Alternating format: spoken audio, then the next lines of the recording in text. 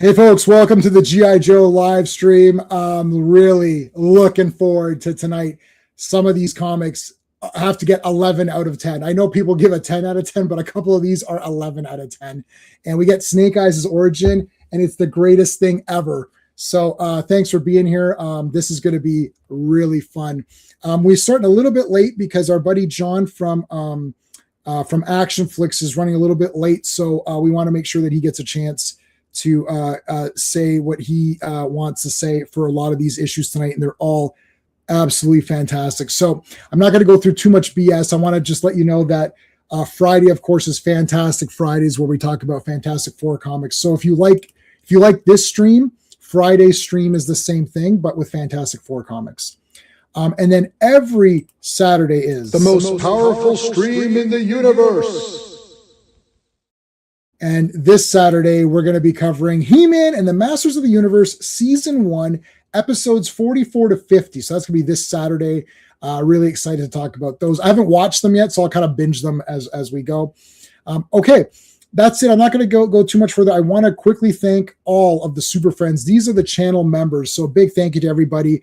We always thank Clobberin Times, who is our buddy he absolutely loved superhero comics. And he would probably love these issues as well. We never really discussed G.I. Joe, but I think he'd enjoy being here with us on this. So you could put a CT in the chat to honor his memory, Clobberin Times. And for the rest of the Super Friends, big thank you to Dan, Steven, Sean, RR, Philip, Mark D, Digger Jim, Brennan, Quagnar, Just Joe, GT James, DJ, Rogues, Java James, Killer Pizza, Adam Moore, Al Davis, Raj, Phantom Outsider, Taylor Winder, Russafus, Tevia, Soy Tuman, Classic Comics, Star Wars Politics, Don, All Rocks, Virtual Reality Fitness, Joe, Timothy Brown, Johnny Rocket, Retro Toy Princess, West Eagle, Biggie Shack, Jed Ravenwolf, Thomas Naven, Clone, Captain, Daniel Collins, and Simic Slayer. Woo! A lot of members to get through. Thank you, guys. I appreciate that. There's a lot to read there. Okay, let's start bringing in the co-host so we can say, and we'll say hi to the chat too. So let's bring in my co-host for all my live streams. Hey, Sean. It's banger after banger round. Oh my God! How long the streak will last, but we'll see, man. I mean, so far every Wednesday's been the great. Like we're up to 28 issues, and each one of them is like I think the lowest issue is like a 9.5 out of 10 or something. There's still guys to introduce. There's still more guys. We haven't got to everybody yet. Still the twins. There's still the twins. But Zartan. Listen, it's Zartan tonight. That's all that matters. Yes. He makes the sign of the Z. No. Okay, let's bring in our Steve. You ever play roulette? Always bet on black. What's up? Hey, Steve. What's up? Good to see you guys again. Hey. We missed you last week for Silent Interlude, man. That was the greatest comic. I know. That one, I had another mission, unfortunately, but that is. It's just an amazing comic book. I was going to say it leaves you speechless, but it kind of does. It kind of actually does, yeah. They still chase it. They still have those like one-offs that they do, right? From Skybound there. Yeah. Mm-hmm. Yeah. All right, let's bring in Dan.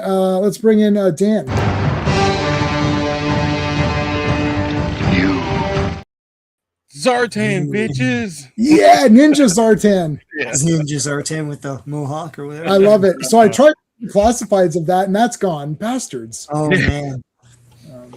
Yeah, bastards. Could not be reached for further comment is what it used to be. Hey, how's it going, dude? Thanks for being here. Our Joe Dog is here. What is up? Get ready, DJ. What's going on, dude? Yes, hello. Thank you. Rogues is here. Thank you. Dan's Comic Corner is here. Bat Boy is back, and he's in the chat. Thank you. He'll be back later, no problem. Al Davis is here. What's DJ saying? Hulk smash. Yes, smash the like button, roadblock the button, whatever you gotta do. Daniel's in the chat and in the on the stream. So there you go. Sean is ever present and could not be reached. Issue 25. Yeah, that's the first one. Was the first comic I purchased on my own a few years. Oh, first comic I purchased at my first comic show.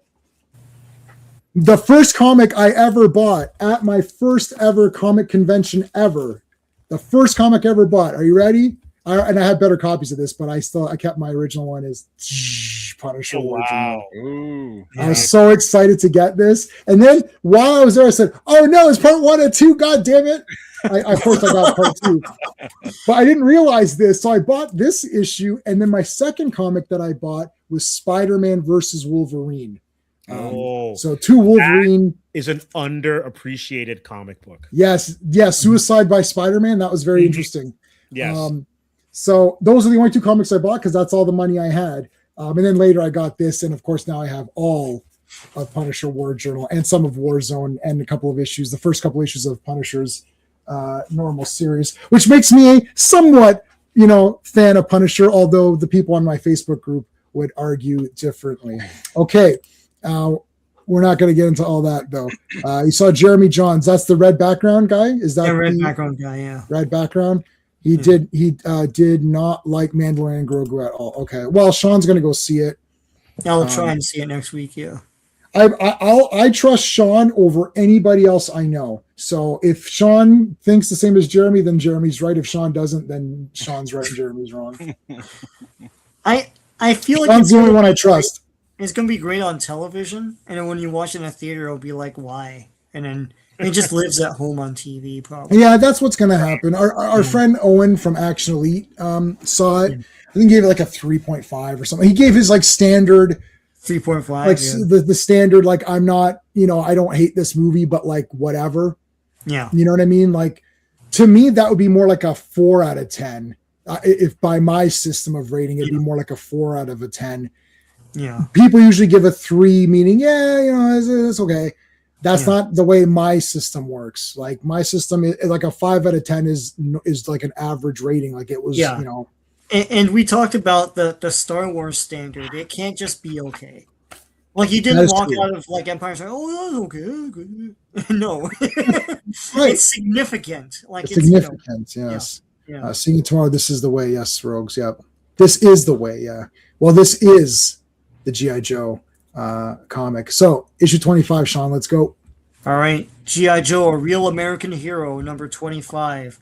The cover art is by Mike Zeck and John Fahey. Release date is April 10th, 1984, but the cover date is July 1984. Editor-in-chief is Jim Shooter. Original price is 60 cents. Ooh. Yeah, 60 cents. Zartan. That's simply what the title is. That's all you need. Yeah, that's all you need. Written by Larry Hama. Penciled by Frank Springer. Inked by Mike Gustovich. Colored by George Russos, lettered by Rick Parker, edited by Denny O'Neil and Linda Grant. And first appearance of Cutter, Deep Six, Mutt, and probably Junkyard. Yeah. And yeah, that's it. So introducing even more Joes. Yep. And one more guy to enter. We got Zartan. Now, the big question. Is it a hood or hair? Go. Mm-hmm. It's a hood. I don't know why people are pretending it's hair. It's like it's not his hair. In the cartoon, I think it looked more like hair. It's hair, yeah. But yeah. In the figure, is it hair or is it a hood? No, it's a hood. Yeah. Oh, yeah, it is. You put the mask like kind of like it could go into the. Yeah. Yeah. All right. So let's take a look here. We got the man who blocks roads. Where we're going, we don't need roads, so it doesn't affect Doc Brown, but he affects everybody else. Roadblock and Storm Shadow. So they've captured Storm Shadow from last week, if you remember. He gave himself up in order to allow Cobra Commander to escape. So they're taking him to Alcatraz, I think, right? Yeah. Yes. Welcome to, and then he actually says welcome to the Rock, and I was like, oh my god, Michael Bay stole that from here. So no, I don't think he says that. Oh yeah, wait, hey, hold on, please hit the like, everybody. That's the other thing, the like, and I'll only put the comments on the screen. I always forget to do that. Boom, there you go. I'll make them. You can make them wide so it's not as intrusive. There you go. Okay, so they brought him to the Rock. Put him in a jail cell. Oh, what's that there? What is this? What is this? That's a tattoo. Oh no, what kind of tattoo is that? There's someone else with that tattoo. It's me. No, I'm not. There's another character with that tattoo. And I like Roadblock. He tells Storm Shadows, like, I hope you break out. He said, because then your ass is mine. Yeah. for cutting up gung ho. He's like, I want you to break out. Yeah. Well, he beat him up last week, and He kept falling down. Oh, he kept falling down. I don't know. That sounds. Did you ever see? I think Sean may have seen this movie. I'm not sure if Steve would have seen this. I doubt Dan would have seen it. But have you ever seen Cotton Comes to Harlem? Oh yeah. Gravedigger Jones and Coffin Ed Johnson, and the guy's smoking, and then he comes over and slaps the cigarette out of his mouth. Yeah. He's like, "Yo, that's police brutality," and then the guy's like, "No, that's cancer prevention." Yeah.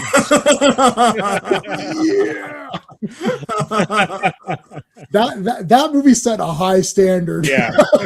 And then maybe a couple of people, like Denzel or some of these other guys could beat those two, but nobody beats those two guys. No. Those guys were badass, right? Like, anyways, they have cancer prevention. So basically, he was just helping them out. Hey, Vaughn, how's it going, dude? What's up, Vaughn? I saw you guys. I saw you guys went live at some rando time. It's like I was sitting down watching Sherlock Holmes, eating my. I got pizza today. I was very excited. I got nice pizza, and I was like, What's going on? Comix Asylum is live. I was like, why are they live while I'm eating? That's weird. Time. All right, so look at the conversation between Baroness and Destro. I love all of this stuff. He deserved it. He turned on me. The dreadful incident. So this is it wasn't Domino's. So they're arguing about Major Blood, who's also where is Major Blood now? Was he captured as well? No, he's missing. Commander put him in jail. He's buried or whatever. Yeah. And Baron is like, well, I was part of the betrayal too. He's like, yeah, but you're a little more charming. Yeah. Plus Destro, is in love with her or whatever. Yeah. Zartan's headquarters. They're taking him to Zartan. So it looks pretty whatever. This is in Florida, right? Yeah. Blades. All right, guys, I'll show you to my house.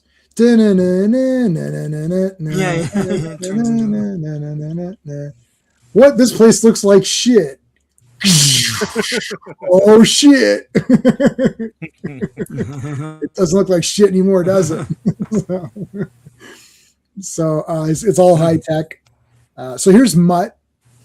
So Mutt is the man, and Junkyard is the dog. Yeah. Not to be confused with the Junkyard Dog from wrestling. Also a cartoon of this time, but also a cartoon. Yeah. And Deep Six is introduced, right? Yes, Deep Six. He's sort of like. He's the star of our favorite PSA, where they're in the kids are in a swimming pool, and then Deep Six comes up out of the lake. He's like, "Kids, there's a storm coming. You better get out here." But we're like, "What's he doing in that lake?" Yeah, it's too.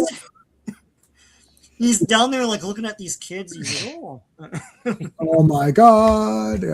Yeah. All right, so this is the new. They haven't finished assembling. Oh no, this isn't the pit, right? Where are we? No. This is the ship they're on. Yeah. This is the not flag. The not flag. Yeah. So they're trying to find Cobra Commander, who eluded capture. This is in Florida. We said that. Okay, so there's Mutton thing. There's some more vehicles. Joe vehicles. That's Deep Six right there. This guy. Yeah. So they portray him as like aloof. Right. Like he does like a great job, but like is so like antisocial, right? He's very antisocial. Yeah. Yeah. Well, what do you want to? What do you want me to do? Like, I don't feel like playing Pinochle or whatever. Like, but it's just two panels to convey that. It's pretty good. Like in the cartoon, they never did this because I guess they're like, well, we don't know what to do, right? But like, it's just this is it. Like, this is the guy. Here he is.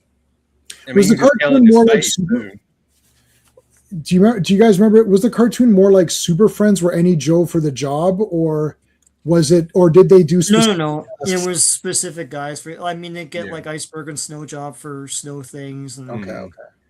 Stuff usually like they teamed up Deep Six and Torpedo a lot in the cartoon. Yeah. Oh, okay. Yeah, that's a good pairing. Yeah. There's what's his face? Gung Ho. Gung Ho, yeah. And thingy, and then oh my god. What's on his wrist there? Mm-hmm. Wait a minute, you have the same tattoo as someone else. It's like, I've seen that tattoo before. What? It's this other guy who has it. Storm Shadow. Now there's what's his now again, this is back at the pit now. Is this Duke or Hawk? Because now I'm okay. It's Hawk. Yeah, it's Hawk. Yeah. He's got that green shirt and everything. Yeah. That's the only. Duke has the tan shirt. Mhm. Yeah. Yeah.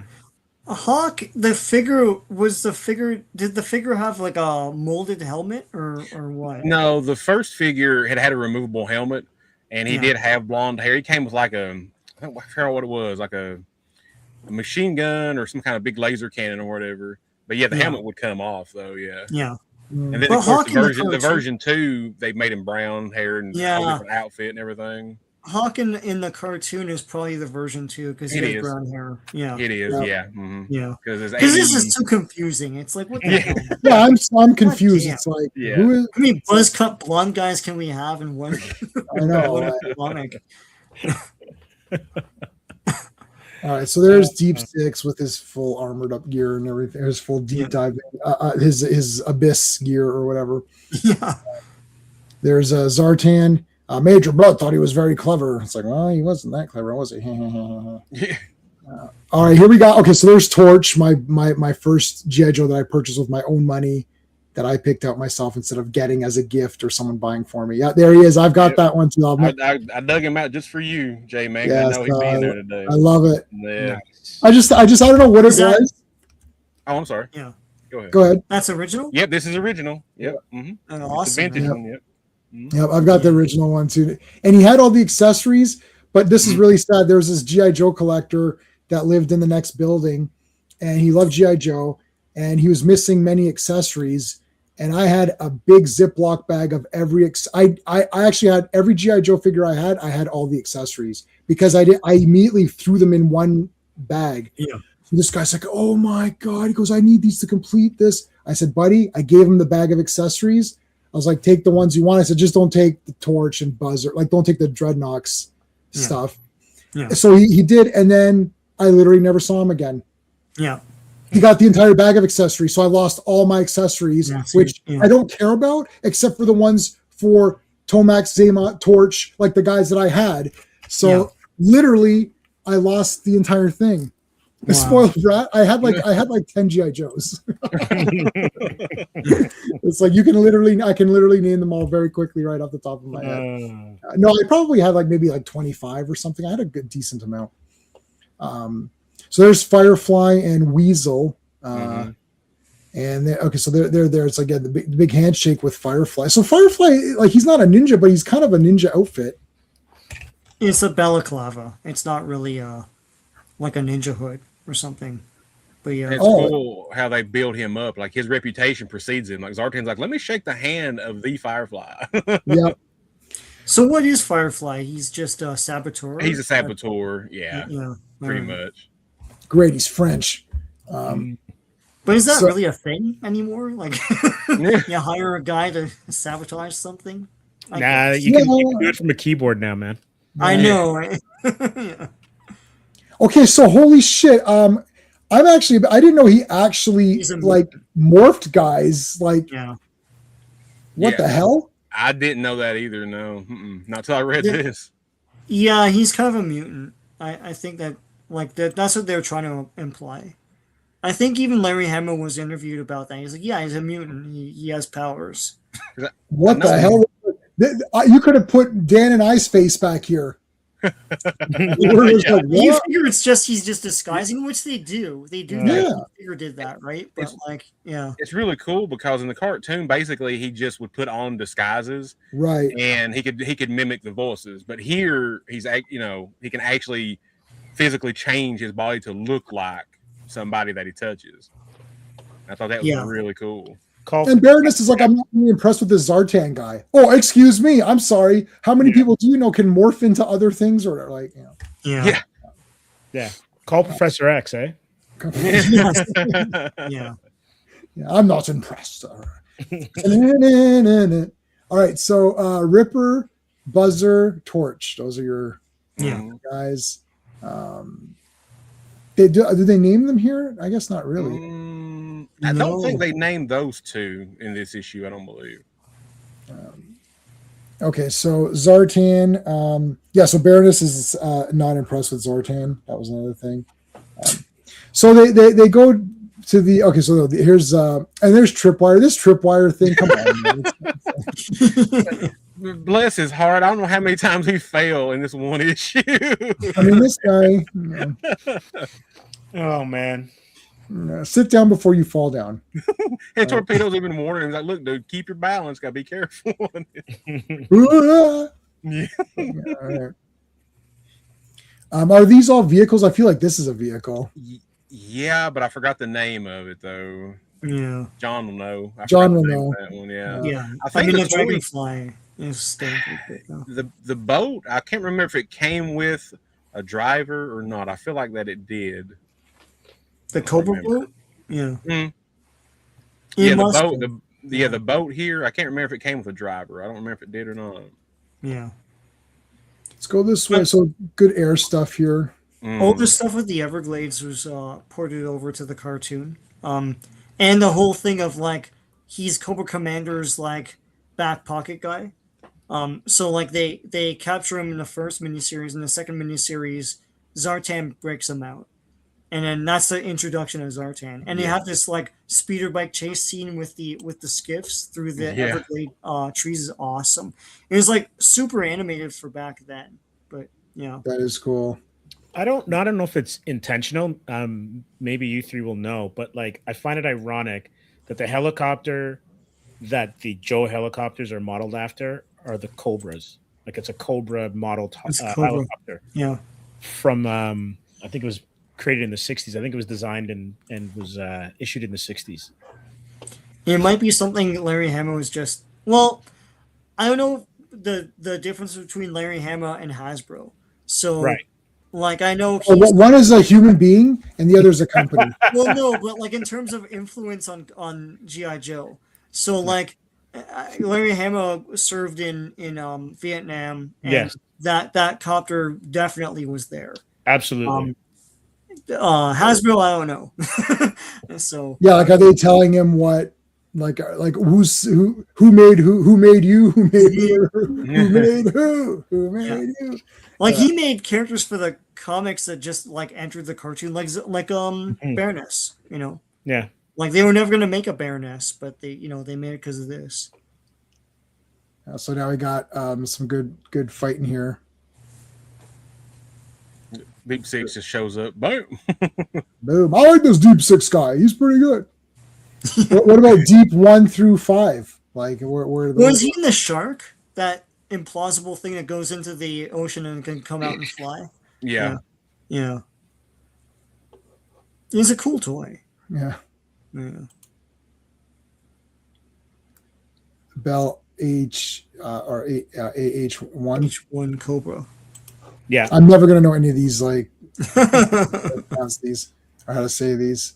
All right, so big, huge, pretty good little battle here with Weasel. And now, was it Weasel because there's multiple Weasels because he becomes a trooper, or what was that? Wild Weasel. Yeah, Wild he ends Weasel. up being a pilot for the Rattler mostly.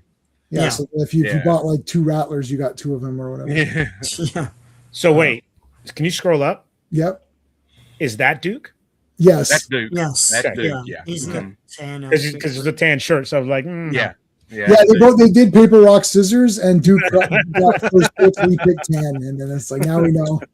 I can't tell you 2 apart. It's like Duke, how are you? It's like it's Hawk. Oh shit! I'm sorry, Hawk. I didn't see you there. And then it's like, you know what? Can one of you guys just wear a different shirt or something? Like, it's like, all right, fine. Yeah. I'm not very impressed, Cobra. I'm not very impressed, Cobra Commander. Huh. It's like Zartan's like whoosh, like really? Yeah. He's like, what happens next? Yeah, you might need to choose your words more wisely. He's like, I'm loyal without question. Yeah. Yeah, that corset's cutting off blood to your brain. Yeah, and I've got the Ultimate Warrior face paint, so you mess with me. There you go. There you go.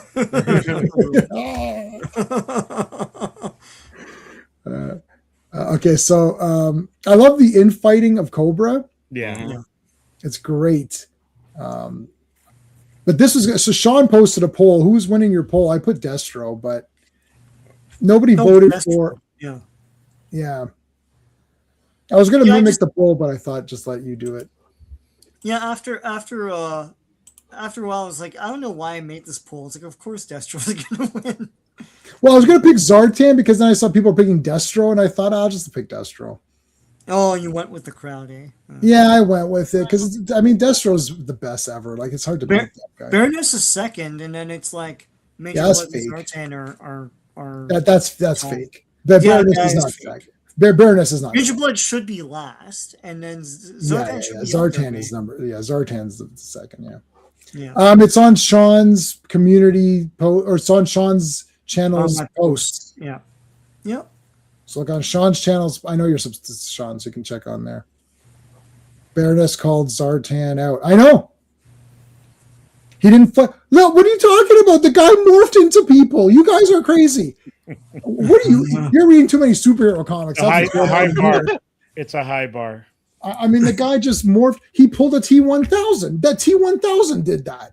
When T1000 did it, everybody thought it was cool. Now you don't think it's cool. And this guy predates T1000. And it's not just that he's a chameleon. He's like Mystique because his skin becomes clothing. Yeah, it's crazy. Yeah, that's right. You're right. Yeah.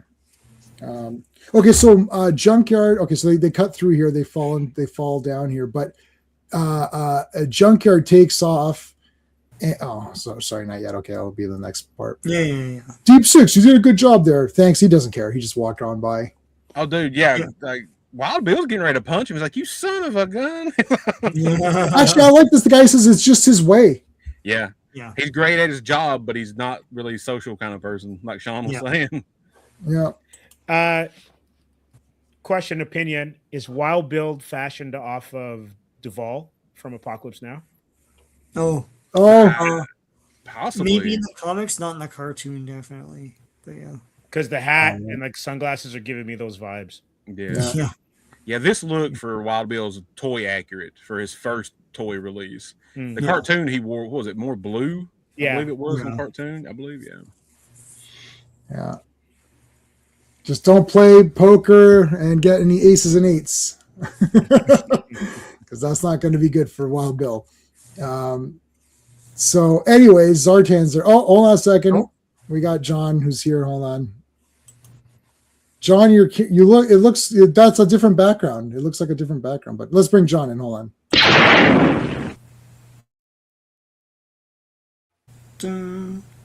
You're on mute. Unmute yourself if you want to be heard. Hey. No. Deep Six is not like T1000. Zartan is. I said Zartan's like T1000. He can mimic whatever he touches. You mean this thing can mimic anything it touches? Anything that it touches by physical contact. It's like, well, why doesn't it just become a bomb to get me? It's like, it doesn't work that way, dumbass kid. Yeah. We thought that while we wrote this, and we had to put this line in. Oh man, he's gonna shoot the dog. Yeah, I love how the issue ends. It's just Junkyard's on the porch, like, "Hey, what's up?" Yeah. And Storm Shadow's gone, by the way. I think Zartan should have pulled this trigger and just been like super badass. It would have been like cold-blooded, like murderer. That would be awesome. But they didn't do that. I don't do that. The Stranger. Okay, so now we're getting into some issues that can only be graded as 11 out of 10. So the previous few have been a few. Yeah, go ahead, Steve. I bought this one off the rack. Oh my god! Yeah, wow. I got it downstairs. This is a great issue, man. Awesome. Damn, that is awesome. So Zartan is Mystique's brother. Yeah, I think so. No, Dogmer, that's Disney's role. Oh, you're talking about it? But if you look at the Punisher, what is it? One last kill. Yeah, they threw the dog in front of the thing. That was hilarious. They break. I actually found that entire first 15 minutes unintentionally hilarious. It's mayhem. It's absolutely. That was all. It's like it's like, well, the dog's annoying. So what do you want to do? Why is it just minded its own business? Really. Zartan kills someone later on in the series. Okay. Yes, he does. The strangest at last, the strangest secret of all. Secret of all. Yeah. All right, Sean. All right, G.I. Joe, A Real American Hero, number 26. The cover art is Mike Zeck and Bob Wyacek. The release date is May 8th, 1984, but the cover date is August 1984. Editor-in-chief is Jim Shooter, still 60 cents, 32 pages. Snake Eyes, The Origin. Written by Larry Hama, penciled by Larry Hama, inked by Steve Leialoha, colored by George Russo's, lettered by Rick Parker, edited by Denny O'Neil and Linda Grant. Yeah, whenever it's a super issue, like Larry Hama has to do everything. He's like, okay, stand back. Listen. Oh my God. My touch. Chris Carter was like that for X-Files. Yeah. I mean, is there anyone that doesn't think this is just like these next couple, like continuing into the next one, or just this is the best? Yeah. And when you watch the movie, you'll be like, why didn't you just do this? Like, Yeah. Yes, I never saw. Wait, so who saw the movie? John, you saw Snake Eyes, right? Yep. Sean, Dan, have you seen Snake Eyes? No, it's the only one I haven't seen yet. I need to watch it. Well, you don't need to. Well, just say that I've seen them all. Just say, okay. Be a complete. Do it. Yeah. Oh, Sean, you're frozen. I feel like you're going to say something prophetic. Say it again. You're Can back. you hear me? Yeah, you're good. Yeah. I saw it and I told you, like, Jason, like, I swear to God, the last literal 5 seconds, he has the mask and then he rides off on a motorbike and the credits roll. That's it. It's like, I rewatched Retaliation yesterday, and I'm like, this Snake Eyes and Jinx, where they're going to get Storm Shadow scenes, like, this is probably the best part of the movie. Yeah, of course. Great. Yeah. Oh, yeah, for sure. That was like going swinging on the Oh, cliff. yeah. I forgot all about this scene in the movie. I was like, no, the Snake Eyes parts are good. Owen and Jason were sitting beside me, and we saw that in the theater, and then after that scene, they both turned to each other and go, whoa, like yeah, me and Owen were gonna fight. Yeah, I liked Jinx a lot too. She was good. Yeah. Is that the lady who played Elektra? Yeah, it is. I like her as Elektra also. She's just good all around. Anytime there's like some ninja woman, you can get her. Okay. He doesn't kill the dog because Destro steps in because he's a softie. You see? Destro, you softie. No, but he knows that there's something. He's like, the dog's going to lead them. Well, he thinks he's going to lead them to the Joes. No, he's a softie.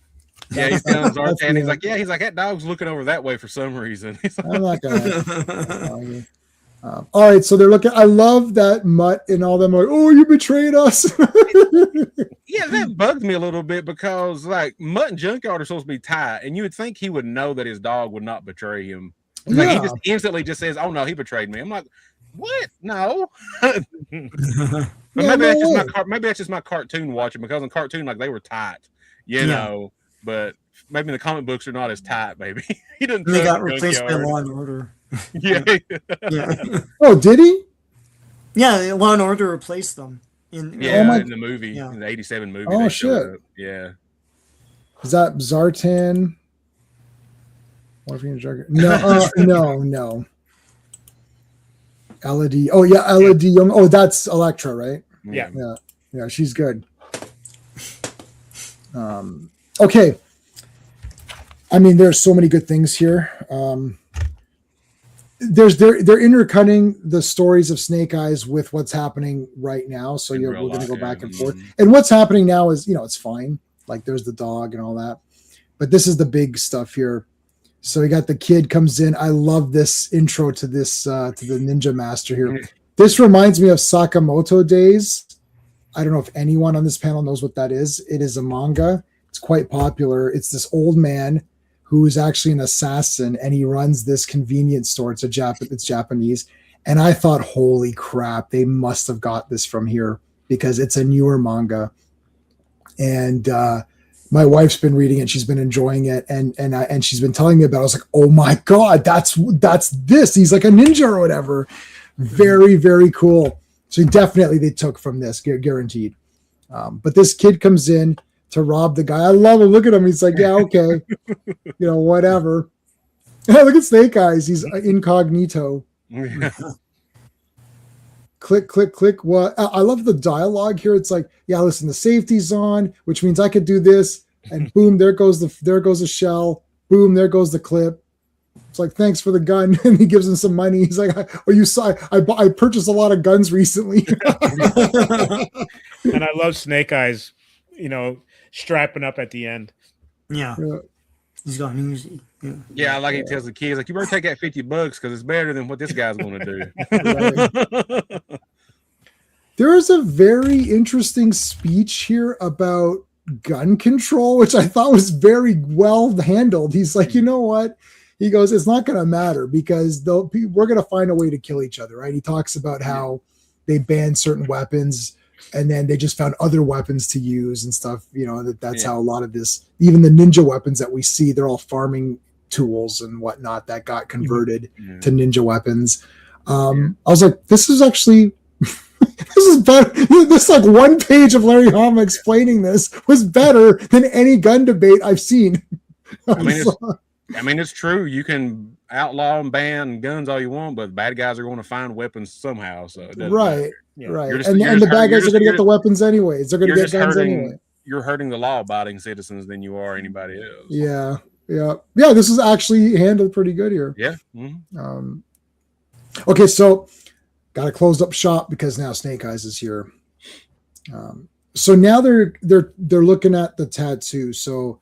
I think everyone knows that both Storm Shadow and Snake Eyes have it, right? At this point, like it's I'm sure Gung Ho told everybody, and everybody saw Storm Shadows. So, or Roadblock at least saw it.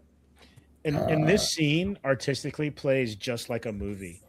So you're going from left to right, and you've got Hawk and Scarlet talking, and then in the shadow, off screen. Stalker comes in, then he gets his panel explaining stuff. And then with the mood lighting and everything, this is just a boss panel. And the best one is the next one where they actually have Stalker talking in the tattoo. Yes, I love this shot here. It's a transition that you would see in a movie. Yeah, like he would be looking at the screen and it'd be reflecting back on his face. Or it would be a dissolve where it would dissolve into the tattoo and then take you into the past. Yes. Such amazing storytelling here. Yeah. This is very good. So we never really fully see Snake Eyes like properly, which I really enjoy. Yeah. It's Stalker, Storm Shadow, Tommy, and Snake Eyes. And we never really properly see him, which is really neat. The clip is a soft master. That's right. Yeah. We'll get to all of the different masters in just a second. All right. So, and it's got the Sean. I always point out the rounded. Yes. It's like rounded. Oh, that's it. This is the past. So they're going through the big, like whatever swamps here or whatever.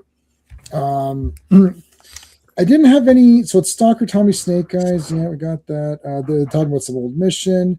Oh yeah. So the reveal here is the sister. So you see, you can already see that Storm Shadow is already like pretty good with the bow and all of that. He nails that guy. And here's where the picture's introduced, which becomes important. Mm-hmm. Was this in the Snake Eyes movie? Do you guys like John? Do you remember? Was this photograph in the like any of this stuff with the sister? No, they didn't use this in the movie. No. They changed his history because it was his dad that was part of G.I. Joe, and then he gets killed at the beginning. But he meets Tommy through the because he goes out to try to get revenge on the people that killed his dad, and then that's how he meets Tommy. And then so they took they took liberties with the history of how they met. But I thought it was kind of cool. It was a different approach. It was a different way of doing it. I'm in the minority, of course, but well, it still involved a family member, which is cool. Yeah, so it's only slightly weird because see, I don't have any brothers or sisters. I have my cousin who's almost like my sister, but like to me, it almost seems like it's like more of like his lover, not his sister. But I guess that they're just so close because they're twins. So that's the thing there.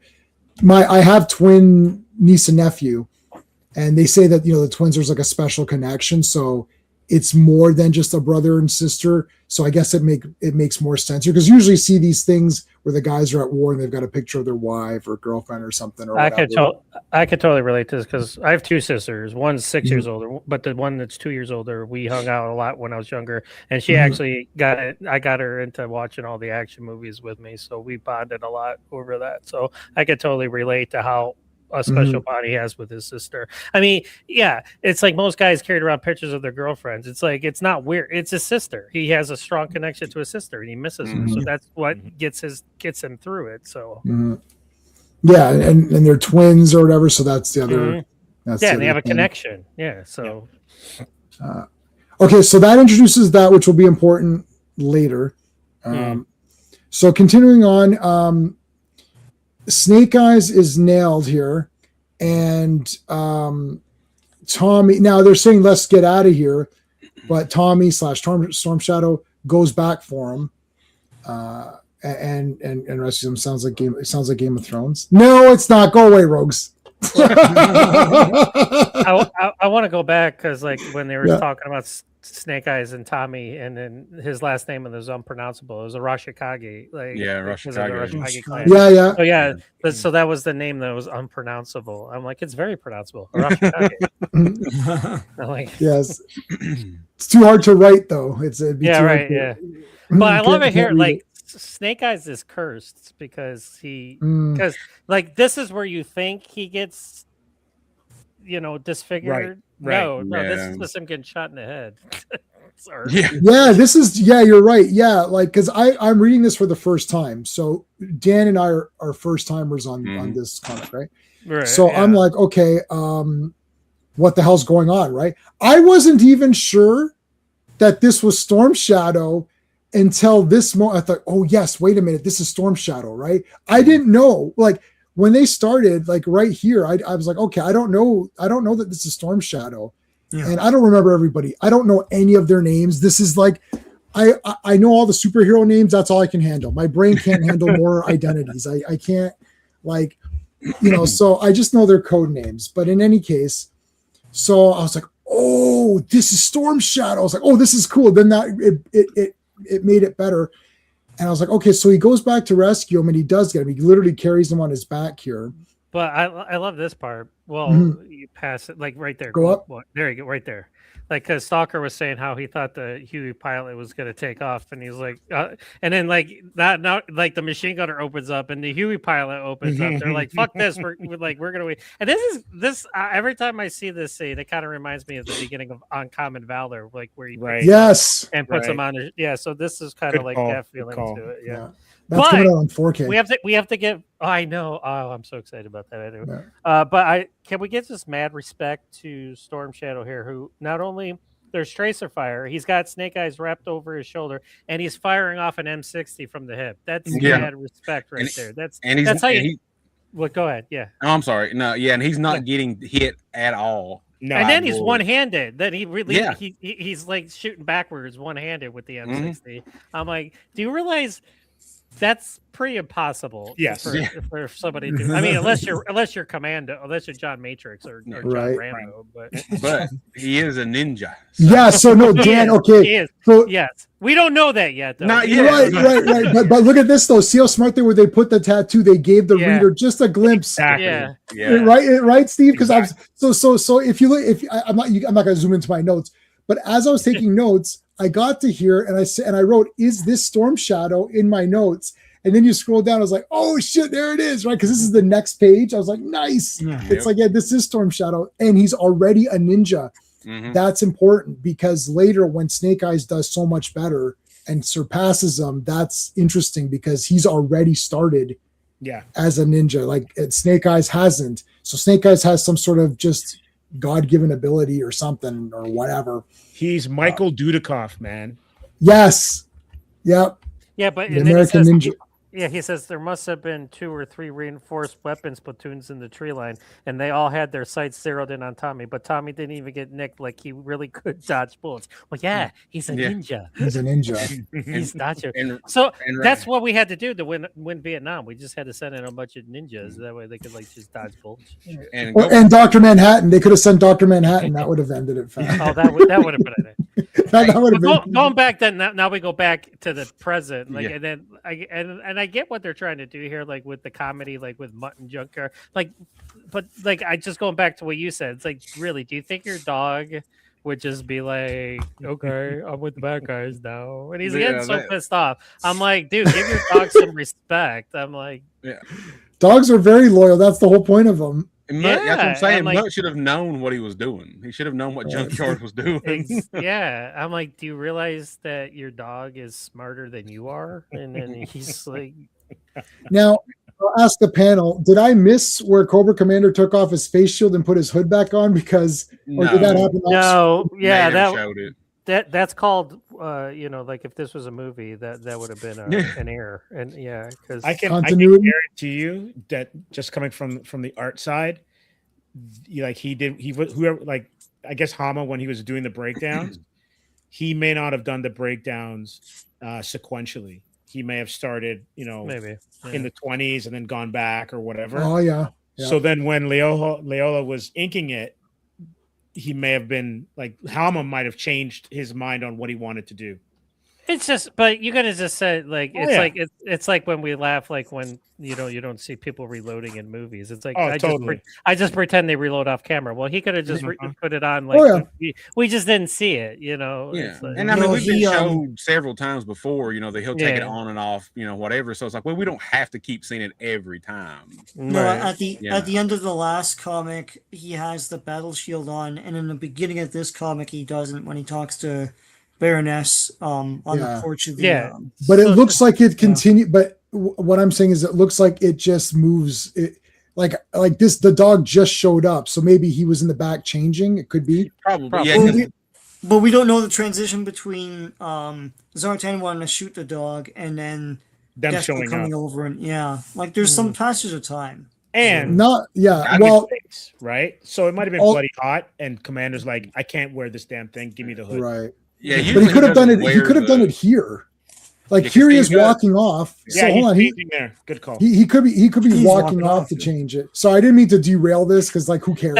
That's what you call it, nitpick, J-Man. Yeah, that's what you call it. But the thing is, one of my superpowers is nitpicking. Is nitpicking. That's one of my. I've got to use it. If I don't use it, it'll go away. Well, plus it's his battle. The reason I noticed is because I like Cobra Commander in the hood way more. So I was like, oh, this looks weird. Because I was sitting there thinking, this looks awesome. Look at this, like all 4 guys walking together. And I was like, wait a minute, he didn't have that before, did he? And then I went back. I was like, no, he didn't have it. So there's J-Man 15 minutes. He's like he's like, yeah, I'm like going back, like, wait a minute, I missed something. I got to know, or what was the guy saying? Where he put it on. Where the guy's like, I gotta know, or I got to know. Into a dirty area. Yeah, no, you don't. This is awesome. Look at this, man. I love this. Look at Zartan. Zartan bulked up, I think, from last issue till now. Like, what the shit? Zartan ate Zartan. Yeah. Sidebar. All right, so now we got Wild Weasel. No, not Wild Weasel. Who's that? Yeah, Wild Weasel and Firefly. Oh, that is Wild Weasel and Firefly. Okay. Yeah, Wild Weasel and Firefly. All right, so sorry. Now we're back to our soft master and Snake Eyes, and there's the sister. And hold on, did I write any notes for this? Okay, so yes, so I think that no, they go back. Sorry. Okay, hold on. Now this is the story now from when they come back home. Mm-hmm. So they come back home, they're injured. Snake Eyes doesn't have anybody there, and Buddy was late in picking him up. So this is like I'm about to say this, which is crazy, but this is like Citizen Kane, because each character is giving their account Yeah, that is the Citizen Kane formula. it is. It is. So I mean, I don't know what to tell. Yes. Yeah. So Citizen Kane. Mad respect to Hama for recognizing Citizen Kane. I mean, these comics are unbelievable right now. To like, this is like kicking at. Like Sean and I have been reading a lot. I mean, obviously we're reading a lot of comics, but this origin of Snake Eyes, this entire story, is 10 out of 10, and I think that's why there's slight disappointment with the movie not just going with this, because it's actually very dramatic, but not in kind of a dumb way. It feels natural. It doesn't feel contrived for some reason in this. Like a lot of the origins that we've been seeing, like Mantis, where you're like, what is happening? Like, I love that.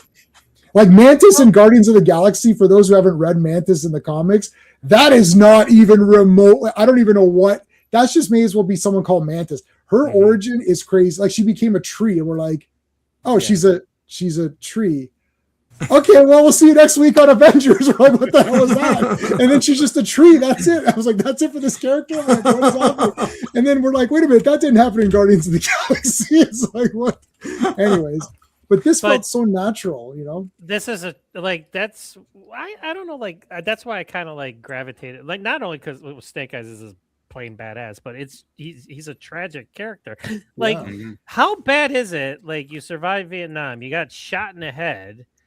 Because he got shot in the head, and then somehow survived, and then his parents and his sister died coming to pick him up. And they get killed by a drug veteran. Addict. A vet. Yeah. Yep. Mm-hmm. And look at it done through the glasses. Yeah. Steve, you're an artist. Oh my God, this is crazy. It's like they say the eyes are a window to the soul, and so. It's so well done. He knows. He doesn't have to say anything. He knows exactly what happened. And the cool thing about it too is that Hama, especially around the time when this would have been published, like, veterans have never gotten their due, right? No, not even now. No, not even now. And like, not to go too sideways, right? So I've never served in the military, whatever, but I remember going to San Diego for Comic-Con in like 98 or 99, and because it's a military town, you see officers in uniform quite a bit. But you also see a lot of veterans or people who would be in wheelchairs or whatever, and so you can see how they fall through the cracks when they come home. And I was a big Magnum fan, so I was always aware, even like, because I would have been like 10 or whatever, I was aware of how it was kind of doing PTSD for veterans.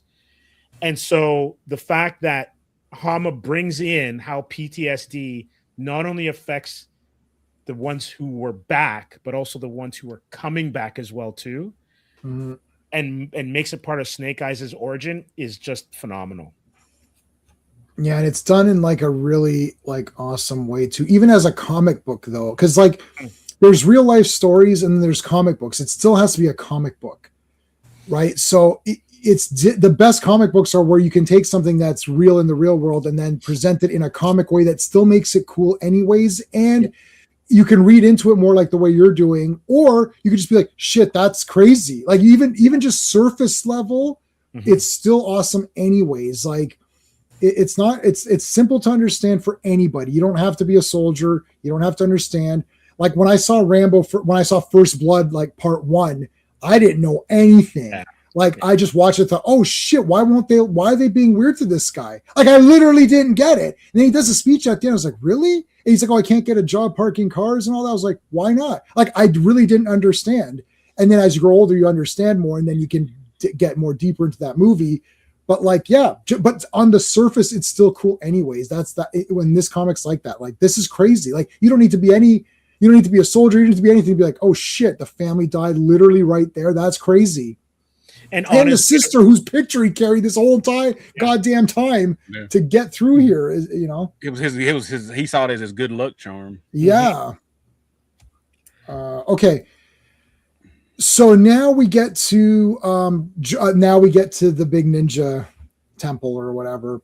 So we've got the Soft Master, who's the guy that we've been following, who's in the store there. We've got the Hard Master, and then the Young Master, and Young Master is actually Storm Shadow. So Young Master, so Tommy is which ones? No, his uncle is Hardmaster, right? Yes. Yes. Yes. Okay. And it's a corporation. It's like he's the vice president, the Softmaster's the vice president, the elder brother's the president, a lifetime chairman of the board. Listen. But I like this because like where one door closes, another opens. So like with his parents and sister's death, now he's like it's like he finds a new family, and then he basically becomes the American Ninja. Michael Dudikoff, man. Because we didn't talk about it earlier, but Tommy told him, like, hey man, come to Japan, join family business when the war is over. Come to Japan, we'll have a few laughs. Have some sake. I like that panel right there. The one star around the door. That's pretty cool. And it's got that hollow center for the big Shokasugi belt buckle removal. And then, when I saw that, I don't care what people say about Ninja 3 of Domination, unless they're saying it's 10 out of 10 because it is. But when he had that belt buckle, I was like, oh my God, it's a belt buckle and a Ninja Star holder. I'm like, I must have that. I wanted it so badly. I still want one. My birthday's in August. Anyone want to get me a Ninja Star belt buckle? So that's what shows you how like a genius Hama is, because like ninjas were such the craze. So he's like, you know what does this need? Ninjas. So yeah, and it's like that I don't know what year this was. My 11 or 12-year-old self was just like, I was like absorbing everything ninja, and I was like, Shokasugi, what? And then I was like, I was like, I don't even know from reading G.I. Joe issue number 1 if there'd be fucking ninjas in it, like 12 issues later, and I was just like, this is the best thing ever. I like this part right here where him and Storm Shadow square off, but Snake Eyes lets him win so as not to humiliate him in front of anybody. That's pretty cool. And what I like too is that they knew it. Yeah. And they're like that's how they know, like Snake Eyes is the one, because it's like, and it's like Snake Eyes, Hama's just like, look, he's the best of the best. It's like, and it's kind of interesting too, because like I'm not sure if this came out after Frank Miller's ninjification of Daredevil, or because that's when the Hand and stuff, and also Wolverine was fighting ninjas in his miniseries. So ninjas, you guys were absolutely correct; they're huge. But you can also see how they kind of retrofitted Batman into being a ninja, and Snake Eyes. I like that. Absolutely, right? Snake Eyes was first, because if you look at that sequence there where he's training, it's Batman Begins. And it's also the animated series. That episode where he goes to Japan, you kind of get the history of him becoming a ninja.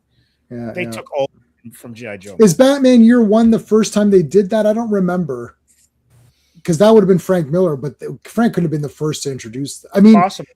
But I remember it in the early '90s with Night Quest. Okay. So I haven't got to Night Quest yet. I'm on what is Night Quest, the second one or the third one? It's the second one, and then it's Nightfall. Then it's Nightfall. No, Nightfall's first. Night's End. Nightfall is first. Night's End. Night's End. Nightfall is first. Yeah.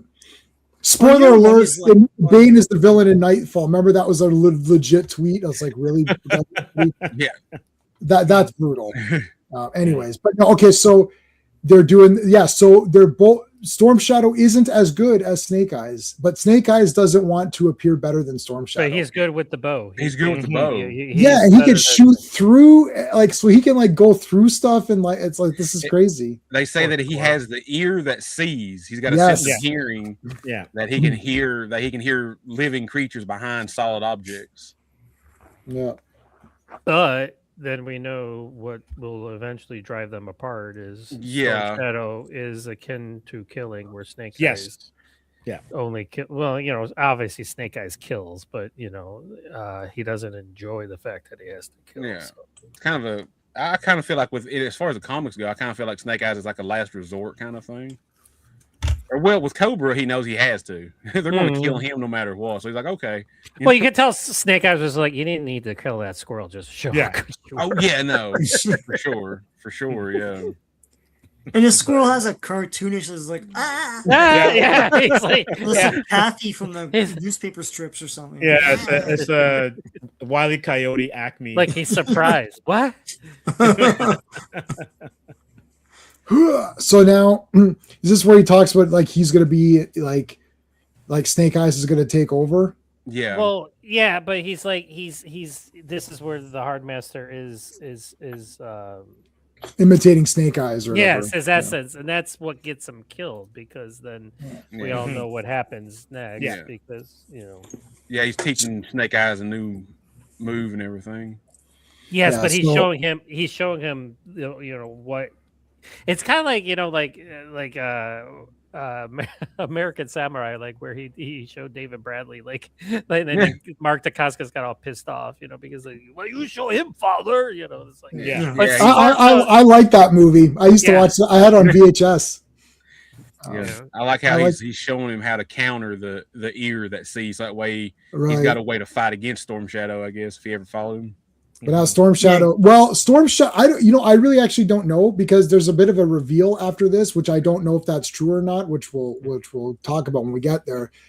But presumably here is Storm Shadow is pissed off, and he's going to kill Snake Eyes. Now the Hard Master realizes this, and then pretends to be Snake Eyes. He can alter his like breathing and heart and beats and all the ninja stuff. Yeah. And then the arrow kills him. Mm-hmm. And that's the arrow, and like, oh my goodness. Now, later, we'll talk about who fired the arrow. But for right now, on issue, what number is this? 26? Mm-hmm. So in issue 26, you presume it's Storm Shadow. It's his arrow. It's the arrow that Storm Shadow uses in his quiver. So so it's obviously him. Mm-hmm. But Matlock shows up. And then the whole thing changes.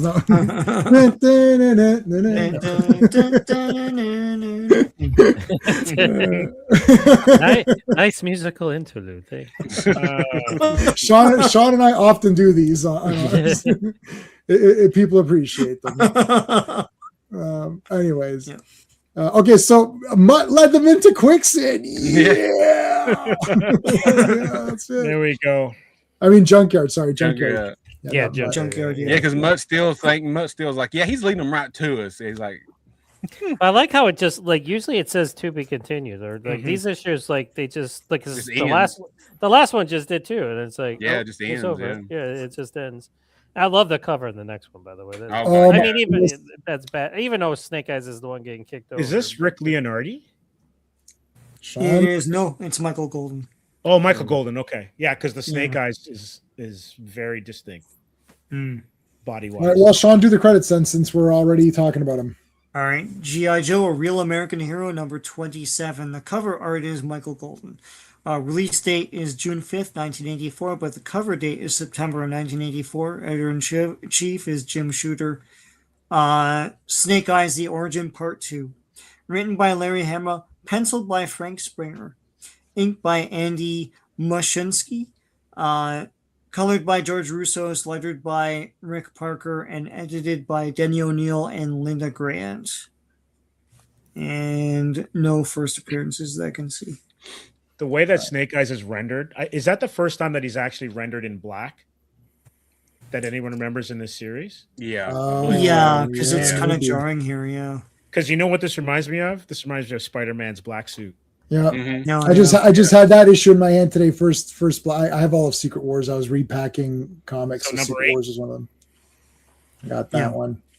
But the thing is that in the figures he was all black, and then I guess they lightened him for the comics just to have more detail on him or something. In the cartoon, he was blue. They made him blue in the cartoon. Then his second form was he was gray, like in the cartoon. I think he was gray. Yeah. This is the whole. We've had this debate about 4,000 times on my other streams about this. Like, is Venom blue? Because like a lot of times you see Venom and he looks like he's blue, but he's not blue. He's black. But then other guys, those are highlights. Yeah, those are highlights, right? But like, maybe you should highlight him in gray, right? Would that make more sense? But then where people are going to think, oh, he's gray then.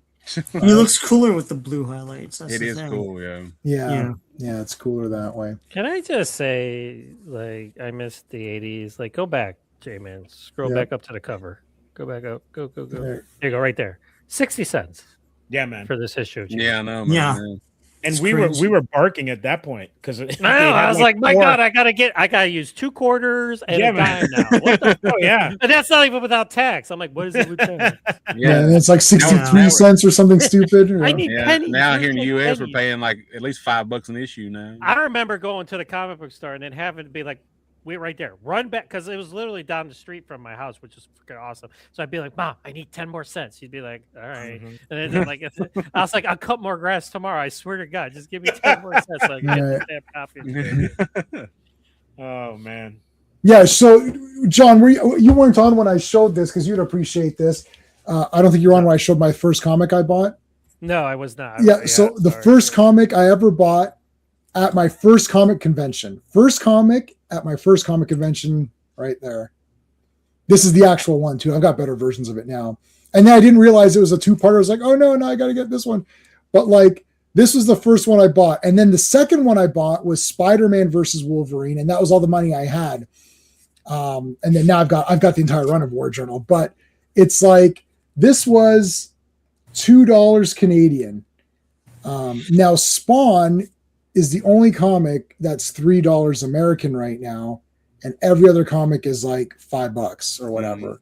So $5, yeah. And when you convert that, it's about $7.30 Canadian for one comic. So when I come on here and I complain, oh, I didn't like Supergirl Woman of Tomorrow, and everyone's like, oh, give it a chance. Give what a chance? I bought 3 issues. I paid $24 already. Like, how much chances, you know what I mean? It's like people say, well, give it a chance. Give what a chance? I can't afford to give anything a chance. I've streamlined it to, I only get Transformers, I only get Action. You know what I mean? Like, it's so expensive. Like, even in the days when you're saying, oh, Mom, can I get 10 cents? You would get the 10 cents. Now it's like, that's like your daughter going, you say, hey Dad, can I get $10 so I can get 2 comics? Like, what? It's like $10. It's like, dude, that's our dinner. Like that like right? you can go to McDonald's and get 2 Big Mac combos or whatever it is, right? Like, I mean, this is crazy. I'm looking at my new stuff now, and the cheapest one I get is the Skybound stuff for $3.99.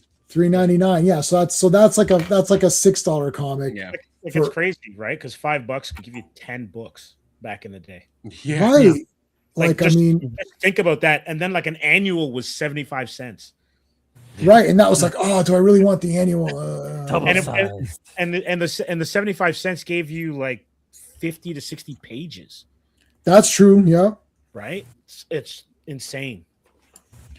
All right, so they're in the quicksand. They're trying to, shoot. Now they're not. There's no qualms about shooting at it now. He's like, suckers. Yeah.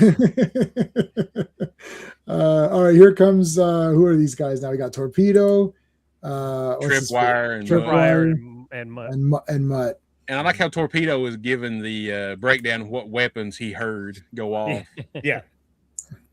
Yeah, one Big Mac combo in Canada is almost $15. Oh, totally. Yeah. Yes. Yeah, that's ridiculous. We're going to complain about that later. Okay.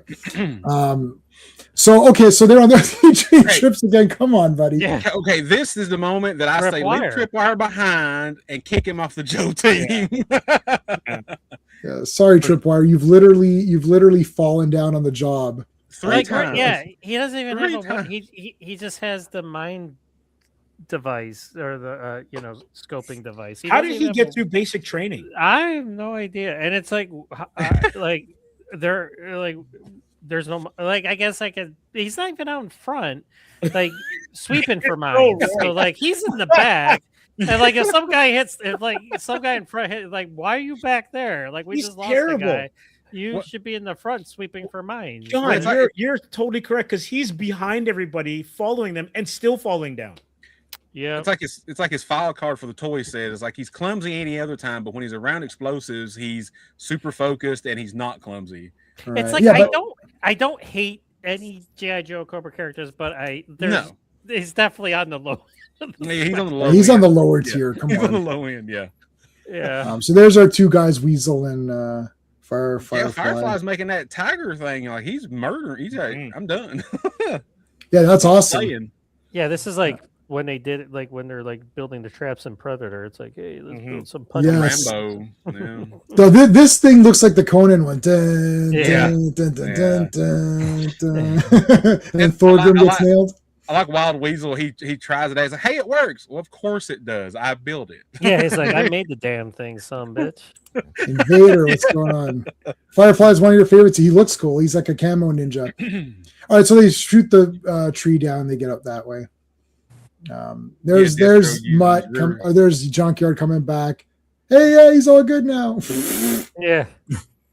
All right, so I think they say here that he was gone for 6 years, Snake Eyes, right? Yeah. Was this where they were saying? Yep. And then they find out that he's collecting his disability checks, and they go find him where he's located. So yeah, they're like, this is where they go. They find him, and he's in his cabin with Timber. Yeah. Hey, he's got yes. I meant to ask you, if this was supposed to be Timber. That's Timber, yeah. Okay, because they don't. He didn't say. I didn't know if it was or not. I thought it was. Yeah. Yeah. There he is in the shadows. And I like how they leave Timber and he's like Stalker's like, Hawk, that poor animal's a wolf. He don't need no walkies, and he thinks Outpost for sissy. He's like, it's a wolf. He'll be fine. I mean, is he sad that his master's leaving? Yeah, but he knows he's gonna see him again, so it's all good. Yeah, it's fine. That guy's left him the rabbit. It's okay. Well, yeah, and they're like, hey, why don't you put that rabbit down and come join G.I. Joe? You need some purpose, man. Let's go. And this is the I've got to say, this is the Steve James Jackson American Ninja part where he's like trying to train, and then really, Snake Eyes can kick the crap out of Scarlet, but he doesn't because he doesn't need to. Yeah, and she knows it. Yeah. She knows it. She's like, I can tell that he let me flip him. Yeah. Get him now. He can't even see you. Come on, Jackson. Let's go. What is this? Yeah. What is this? I got. I should still have that one. I do have it. Every place you go, there's always someone who thinks he's a badass, right? I like that at the end. Yeah, Jackson. And then there's those few who are.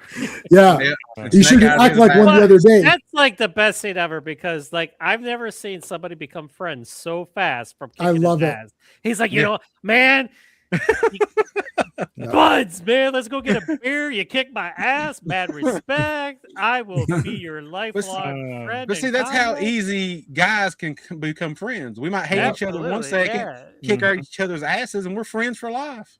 I unironically love I love American Ninja, but not in a silly way. Like, I know it's goofy. I really love the movie, and I really like the relationship. I think it actually works real, because the guy kicks him, and he's like, he goes, I've been teaching martial arts for years. Like, where'd you find those moves? How did you get those moves? He's like, on the streets. He's like, I'm from the streets. That's a lie, right? Like, streets. Yeah, he knows.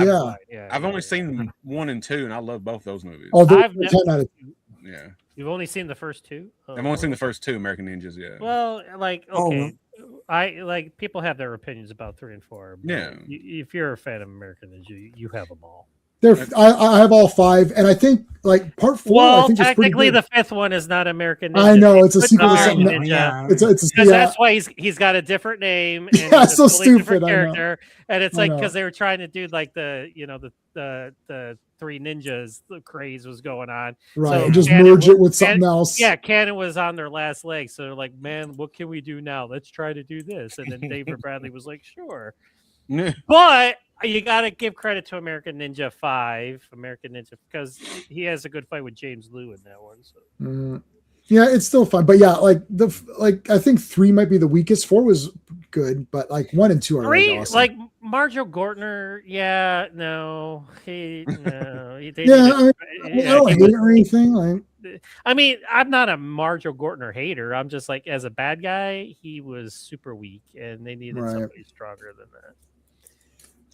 Okay, so this is basically he let her win because he doesn't need to prove anything, and they kind of then she gets pissed off because he's Snake Eyes is basically like Scarlet has become like an adoptive sister to him, and she's mad because she wants to get it on with him. And she's like, I wanted more, but he says I'm like a sister to him. You see that panel up there, she's mad. She's like, damn it. Well, then I don't know if this is foreshadowing because he's like, I'm gonna get my face blown off in another month, so you're not gonna want to be with me anyway, so it's all good. Right. Okay, so they move on. Here's the big helicopters getting smashed, and then now how did he okay, so there's the hostages. Yes, they got to go rescue it. Yes, and then I can't remember. Did she get like? She gets hung. She got stuck or something, right? Her strap or something gets stuck in the door, and she can't get out. Yeah, so and she says that he could have jumped away, but he stayed behind to help her. Yeah, and he totally like sucks like. Dude, he gets like look at this right in his face, like flaming gas or something into his face. Yeah, he gets backdrafted. And the part that's cool is like because then Rock and Roll and Grunt show up and they're like his face was still on fire. Like I'm like, that's badass. Yeah, complete badass. Yeah, and it's like his face is still fuming, and he saved her. It was Ghost Rider. Yeah, it says right here. He says, "Yeah, he was standing there holding me safe with his ruined, his face, like his jaw was almost falling off or whatever." Yeah, like he was trying to say something, but and like he couldn't say anything. And he couldn't stand. The vocal cords were totally. So that's the moment he'd become, mute because he had he couldn't. I like. You know what I kind of like though is that because Storm Shadow rescued him, he was good. He was just as dead anyway. Mm-hmm. So. It's like he sort of repaid it in some way. Like he should have died back then anyways. That Storm Shadow not intervened or whatever. As far as right now in the comics, to me, Snake Eyes is like the purest of the good. Oh, 100%. Right now, I don't know if that changes later on, but right now he is the purest of the good there is. Mad respect to Scarlet because she still would be with him. Like, she's like, but he's like, nope. Yeah. And she's like, yeah, I don't think he blames me. No, he just doesn't want to. He's a loner. He's over. Yeah. Oh well, things happen like in later issues. Right. Yeah, he doesn't blame her. He's not like that type. No. His junkyard. He's like, yo, I found your trap. Yeah. I know. Can we just say like how great this is? Like Junkyard's basically running around making everybody look stupid. He's like, yeah, he sniffed out that trap. It's like, yeah, Cobra's like, what fucking dog? Whose fucking dog is this? Where is this dog coming from? Cobra Commander looks at Destro. Is like, hey, we might need to invest in some animals. Yeah, can we get a dog? Come on, German Shepherds. I hear they're very smart. Yeah, we need like a dog unit or whatever. Yeah, like a canine unit. Oh my God! 5 memberships, Raj. Wow. Hell yeah. Thank you, Raj. I really appreciate that. So 5 new members gifted, guys. Okay, Raj, this is for you, buddy. I've got different. So for each tier, there's different ones.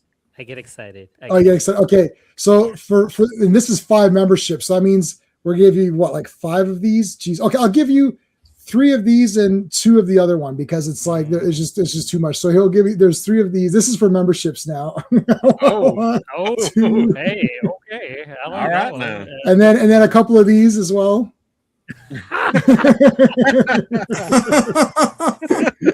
J-Man upgraded since the last time. Yeah, I've upgraded a whole bunch. I found new ones. J-Man broke down that whole Kimmel video, man. I actually went. I've got many different ones, and I've got different tiers. So if the money goes up, there's going to be even better. Oh, you holding some back? Awesome. I'm holding some back. Yeah. Listen, I'm playing the YouTube game now. This is the. But thank you, Raj. I've never seen a pink or red membership thing. That's awesome. Thanks, brother. I appreciate that. For each of the hosts. That's really nice of you, Raj. Thanks, man. I appreciate that. Awesome. That's great. Thank you. Thank you. Okay. So again, more action here. We're cutting back and forth through this. And we're actually cutting back through present, Snake Eyes is past, and Snake Eyes is present. Yeah. Right? Mm-hmm. So he's here now. And with this guy and talking about the arrow. Now, all of a sudden there's like a friggin' attack here. Now remember, Storm Shadow escaped Alcatraz. They showed it at the very end of the last one.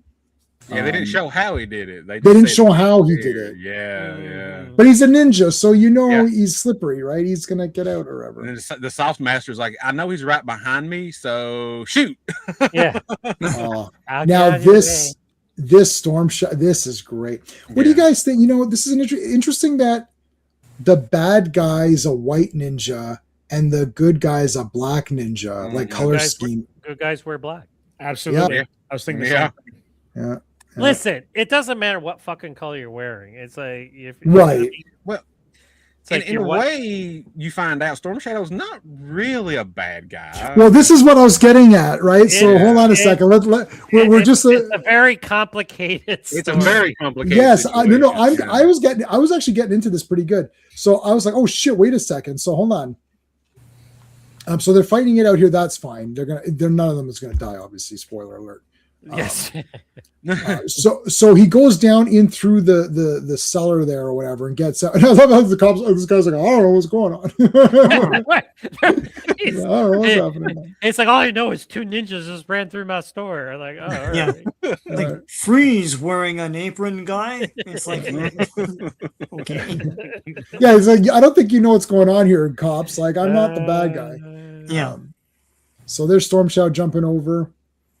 Running down now. Look at this, running through the streets. How badass is Storm Shadow is jumping over people. This is on back. Exactly.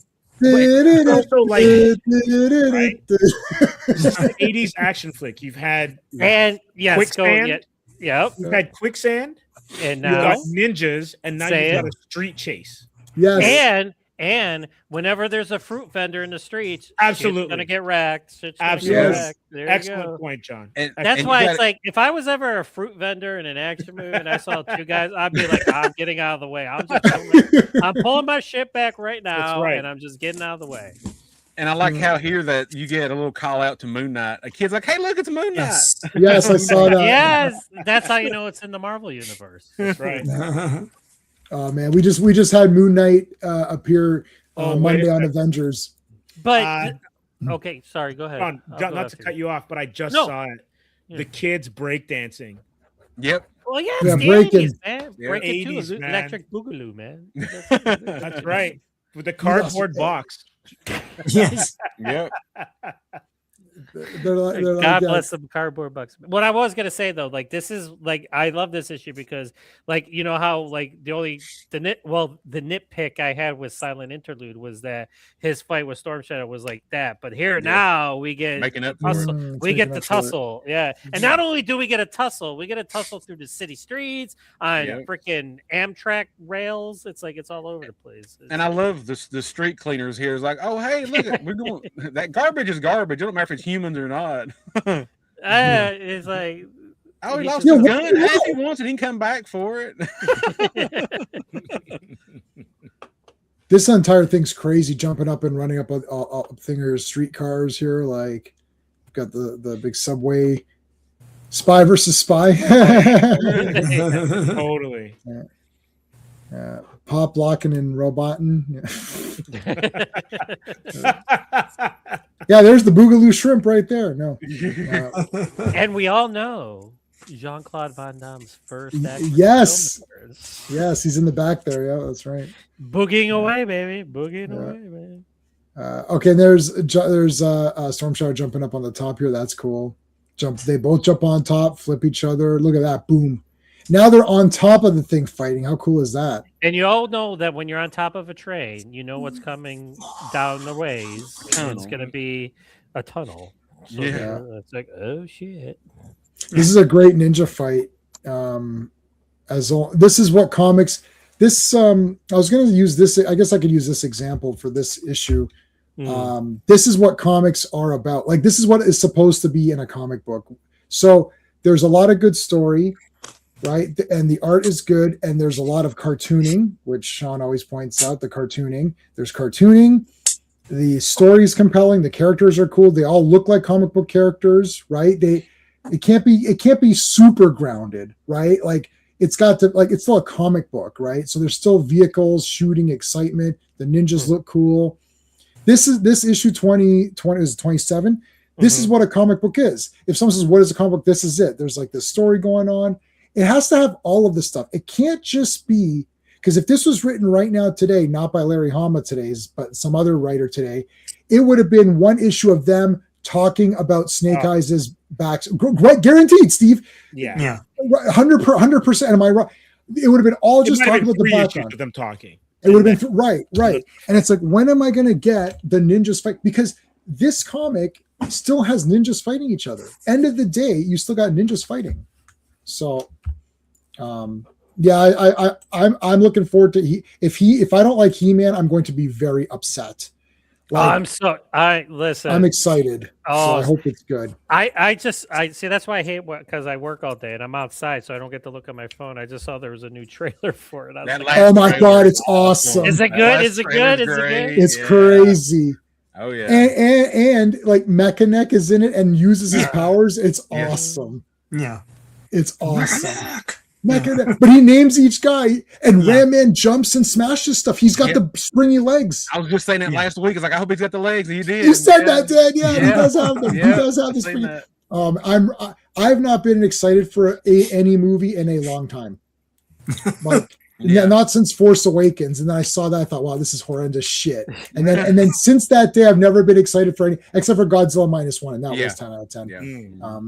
But this looks like, oh god, I really hope it's good. I'm going to be scared. I'm actually going to be shaking with fear while watching the movie because I don't want anything stupid to happen.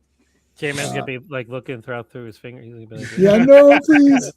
I like all of the cast. Everyone looks good. The toys are good. The characters look good. All right, so this is He-Man is Saturday, guys. Let's go back to JoJo. G.I. Joe needs a lot of love right now because it doesn't have any good movie coming out. So we need to praise this. No clearance. Oh shit. Oh, Storm Shadow gets killed here and he's dead. He's dead forever. But I like how Storm Shadow's telling him, like, you remember that sound? You remember that helicopter sound? He's making it. He's like, do you remember like what I did for you? Like he's like, no, like you were. Well, he was unconscious most of the time. Yeah, right. Throws the dagger away, and then gives him the opportunity to lunge in order to save him. Yep. Mm-hmm. In order to save him from getting hit. See, see, that's how like. Go ahead. Storm Shadow's like, he's like, you could have killed me. You could have let me die, but you didn't. All right. So they're fighting it out now. This is crazy. Storm Shadow tells him what happened. Yeah. So hold on a second.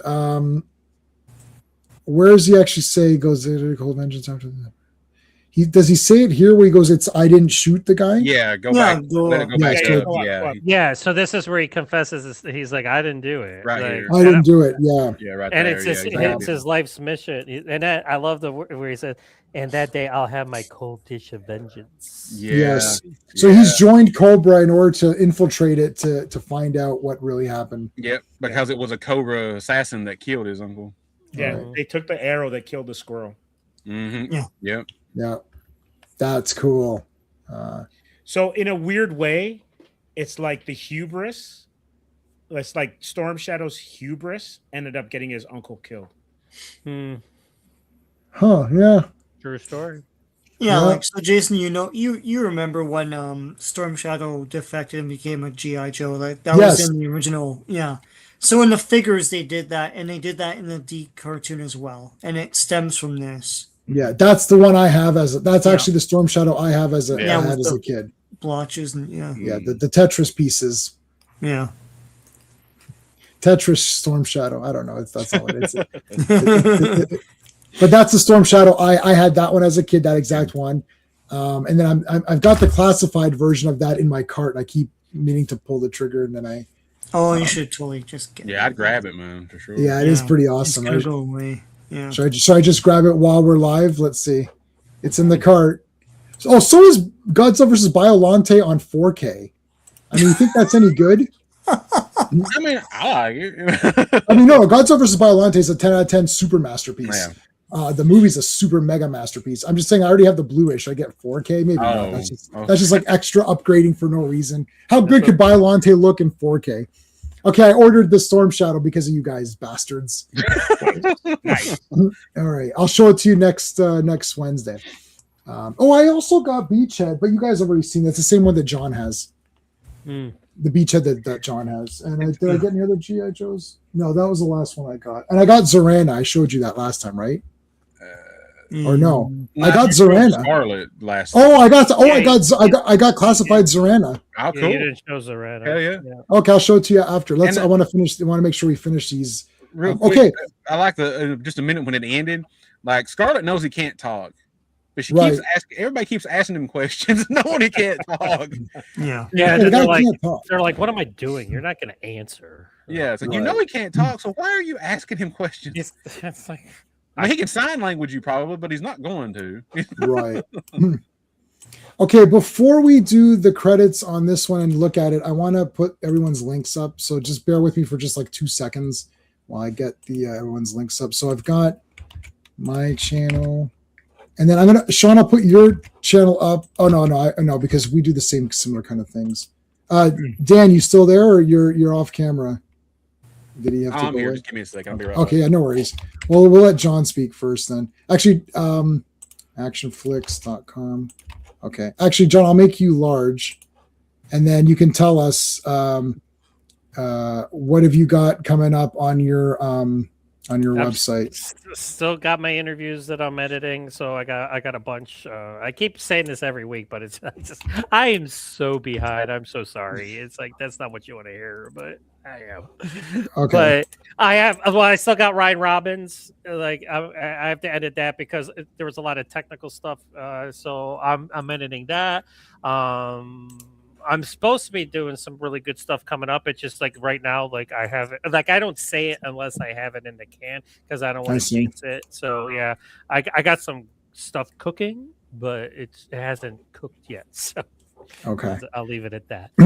All right, so guys, make sure you're checking out John's channel. So stay with us. We still have one more to do.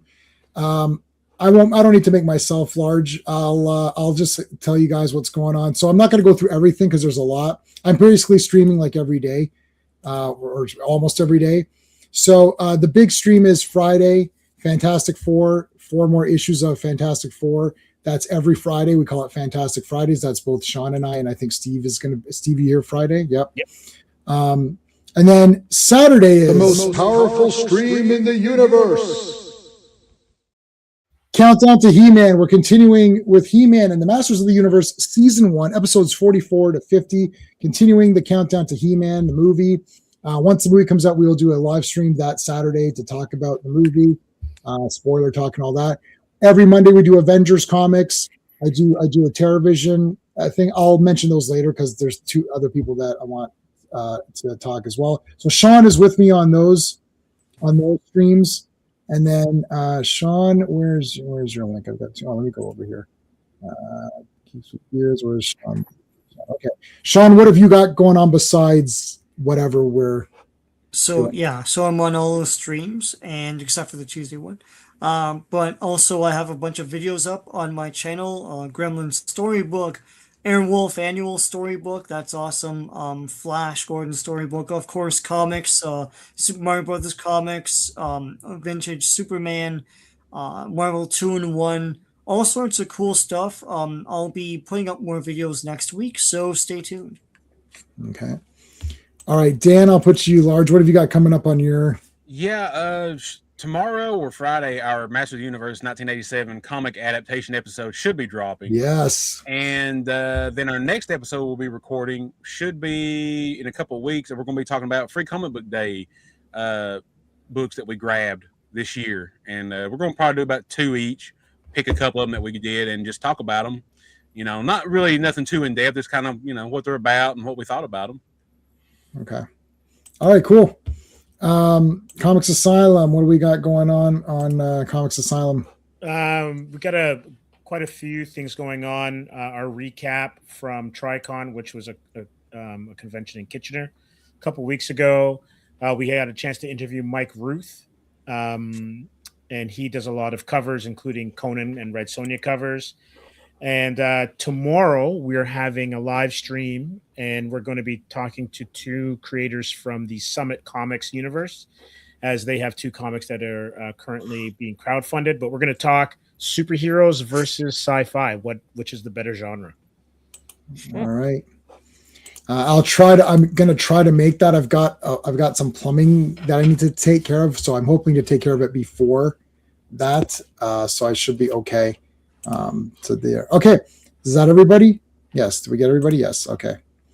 All right, Sean, let's do the credits for this one. All right. G.I. Joe number 28. Just getting there. The cover art is by Mike Zeck and John Beatty. The release date is July 10th, 1984, but the cover date is October 1984. The editor-in-chief is Jim Shooter, and Swamp Fire, written by Larry Hama, penciled by Mary Severin. Wow. Inked by Andy Mushinsky, I think. Colored by George Russo, lettered by Rick Parker, edited by Denny O'Neil and Linda Grant. And I'm just seeing if there are any firsts here. No. But yeah, Mary Severin. That's crazy. Mm-hmm. Famous colorer from the EC Comics. Anyway. Swamp Fire. No, okay. All right, here we go. This in the Gulf of Mexico, I think they said, right? Yes. So the Dreadnoks are looking for the G.I. Joes. There's Junkyard, the hero. Manliness, what's going on here? Kung Fu Joe is here. How's it going, Manliness? Manliness comes on Pete's. He's a member of Pete's channel. So I was super surprised that Tripwire didn't fall off this ladder. Oh, come on. I'm sorry. I mean, it's I just bless him. Well, that couldn't make him look too inept. That would just been. Then it's like he does not deserve to be on this team if he just keeps falling over. Larry's like, look, I can't make him fall over every issue. But his name is Tripwire. Get it? Yes, we get it. Yeah. Yeah, we got it. All right. He's the Jack Tripper. Right. Fall over all the time. How about Captain America? I understood that reference. Yes. And I didn't. And you know what's funny? As a kid watching Three's Company, I never caught on to that. Like, and then later on, I was like Jack Tripper. Wait a minute. I used to watch Three's Company all the time. I'd be like, okay, there's going to be a misunderstanding in this episode. It's like. Somebody over here, like I like when there's an episode that can be undone just by like normal conversation. Like I overheard you guys say this. Oh, that's not what we meant. Oh, okay, the episode's over. Yeah, it's over. I was eavesdropping when you guys were in it, and I totally like misjudged what you were saying. But was that what you were really saying? They'd be like, no, it's not. No. End of episode. End of episode. Anyway, let's move on. Actually, Firefly does actually look very cool. Yeah, he does. Yes, like. He definitely stands out. I mean, in terms of because like Cobra Commander's all blue, and then he's got like camo going on, and he's like, and I wonder, like, did they ever like? I mean, I know I'm a G.I. Joe, like fanatic, but like how come he wears like he is technically dressed up like a ninja. Yeah, he is a ninja kind of, but he's not camouflage. I would assume it's just camouflage. Yeah. So it's just he okay. Like Beachhead has that. Yeah, he's not a ninja. So. He's not a ninja. No. Is this Laurel and Hardy? Like I didn't get what was going. Was that supposed to be Laurel and Hardy? They're back. Remember they were like, it's the same. We're back. Like that stupid annoying sheriff in the Roger Moore James Bond movies. You're like, oh yeah. I was kind of getting some Buford T. Justice vibe. Yeah, that's what I was thinking of as well too. Just a little bit. Boss Hog. That's the Manchu guy. Yeah. You gotta learn how to kick if you want to be a peacemaker. It's definitely Smokey because the driver is Buford's nephew or whatever it is. Yeah. Oh, yeah. Yeah, his son. Yeah. Mm-hmm. It's 2G. It's 2Gs right in the mouth. It's Jefferson Davis Hogg. There's 2Gs at the end, Rogues. Sorry, I'm a Dukes of Hazzard guy. All right. And hey, as a Tennessee boy, I love the call out here when when Breaker's talking, and he's like, "Yeah, he's a Northerner." I sound like Tennessee. He's still north from up here. I'm like, yes, Tennessee got called out. I was like, all right. Well, the tank coming out here, that's great. Yeah, I like it. Breaker tells it Steeler. He's like, yeah, take a left. Take a left. Meanwhile, it's the whale. No, it's not that fat guy from that movie. It's a different whale. Oh, and look at Deep Six. He's standing up next to Roadblock. He kind of looks like Gilligan. He's just. It looks like Gilligan. I was like, really? He's just like that is amazing. Yeah. Oh, I like how the whale comes out of the fucking boat, like it's got the out of the it shoots out like a. That's pretty. What other Warlord comics did you want, Raj? Those are the main ones. You want I mean, I've got a few other random ones. I don't know if you want them. I'll see if I can put them on. Your browser crashed. You just got home. Okay, well, you're back now. And like we get Deep 6, Deep 7, Super 7. Yeah. All right, so there's the Rattler. That looks more like it. Mm-hmm. Yeah. Yeah, it's the last one like had a fat backside to it. Like too much junk in its trunk or whatever. Yeah. Wild Wheels was excited. He's like, finally, I get to fly a great machine. This is the vehicle I come with. Yes. I've been running around the swamps. I'm like, do I actually get to do something? That crazy Firefly guy. I don't know. Yeah, it's like, how did I get hooked up with that son of a bitch? Exactly. Yeah. Now the two masks guys are sitting. You think when they go home and take their masks off, and then they can bump into each other at like a coffee shop, and they don't know it's the same guy. Yeah, it's like they don't know who they. Yeah, unless they hear like the voice or something. Yeah. So the one guy's like, "I'll take a large double." The other guy's like, "I'll take a one cream, no sugar." Wait a minute. Yeah. Wait a, that sounds Cobra Command Firefly. Oh my god. And I like here Firefly tells Cobra Command, he's like, hey, this control panel's fake. He's like, none of these knobs do anything. Yeah. This is so they're still in Zartan's headquarters, by the way. Yeah, because Zartan and Dreadnoks, they yeeted out of there. They's like, yeah, they're going to be coming at you hard, and we're leaving. Just leave the key under the mat. He's like, we're gone. But then he finds out if there's a fake control panel, there must be something underneath it. So exactly, it's, it's Street Fighter 2, the new challengers. Yeah, it's like,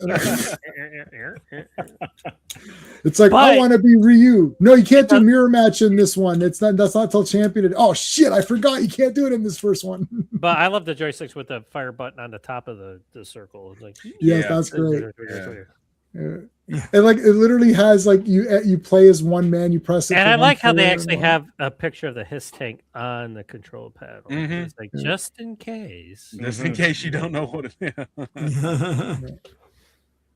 No, we're not doing Warlord comics, Adam. Not for a while, anyways. We're doing all this other stuff. But I did Longbow Hunters. We did the Longbow Hunters stream, so that should be in the queue somewhere.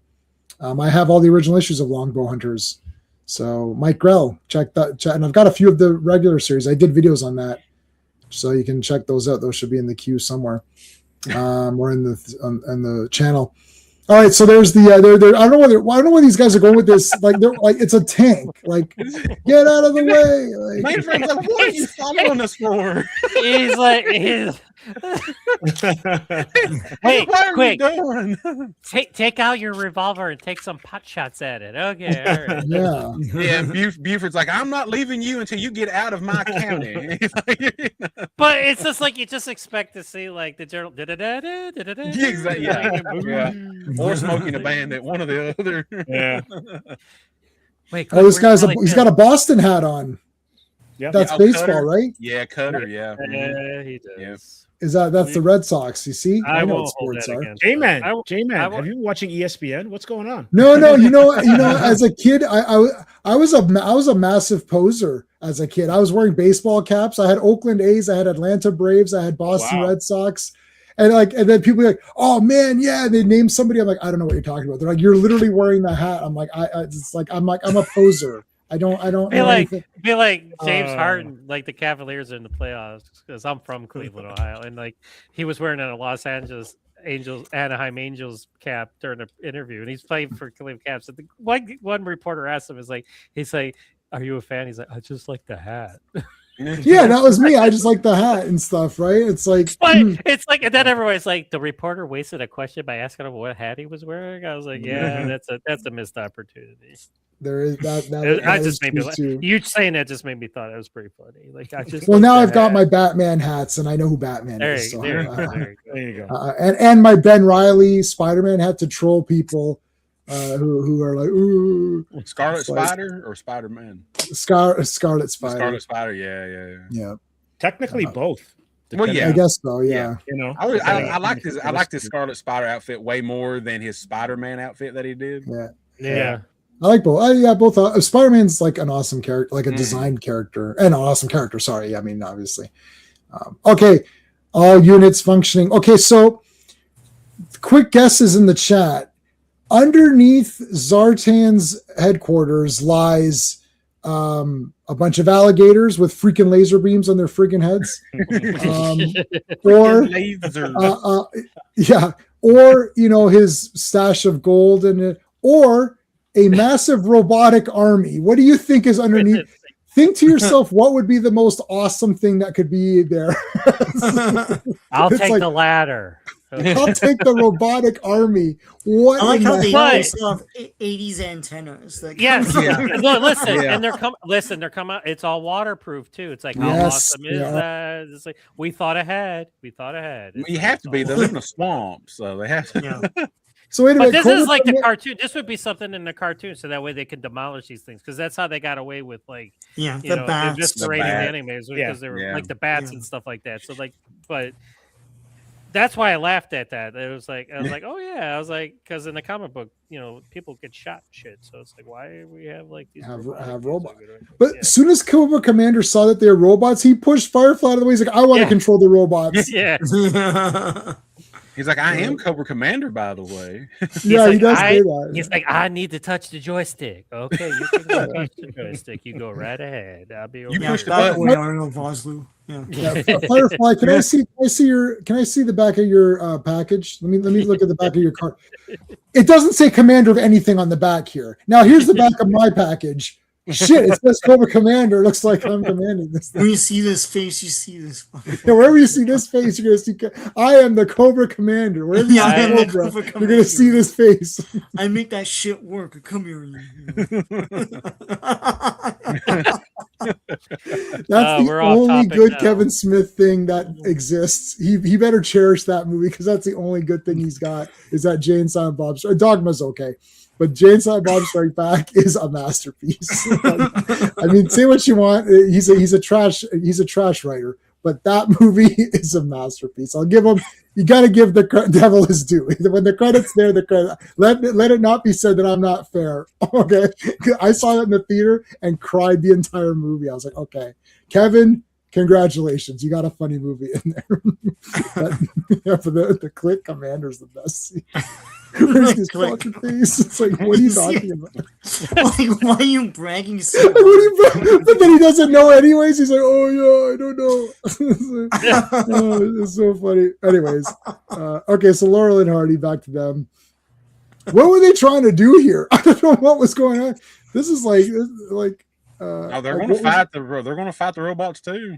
I guess so. Yeah, because Breaker, he's like, what do you want to do? He's like, I'm going to put some double lock buck in their ass. He's like, that's what I'm going to do. Yeah, and they say it's a small robot army, but look how many there are, right? Like, it's like, this is like the 300.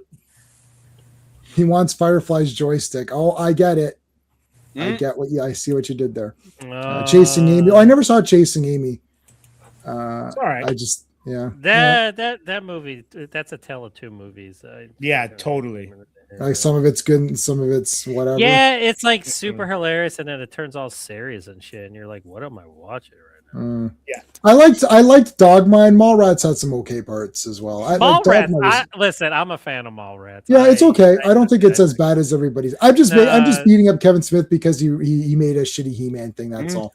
And I did not like the Jay and Silent Bob reboot. That was the only movie that I turned off.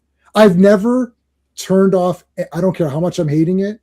I've never turned off any movie, except that's the only movie in my 48 years of film that I've ever turned off. I watched I was like, F this, I can't watch anymore. I just shut it off. I'm like, I'm done.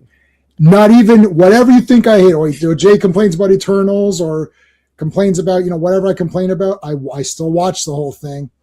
It's like I've never turned off a movie except for that. Crazy.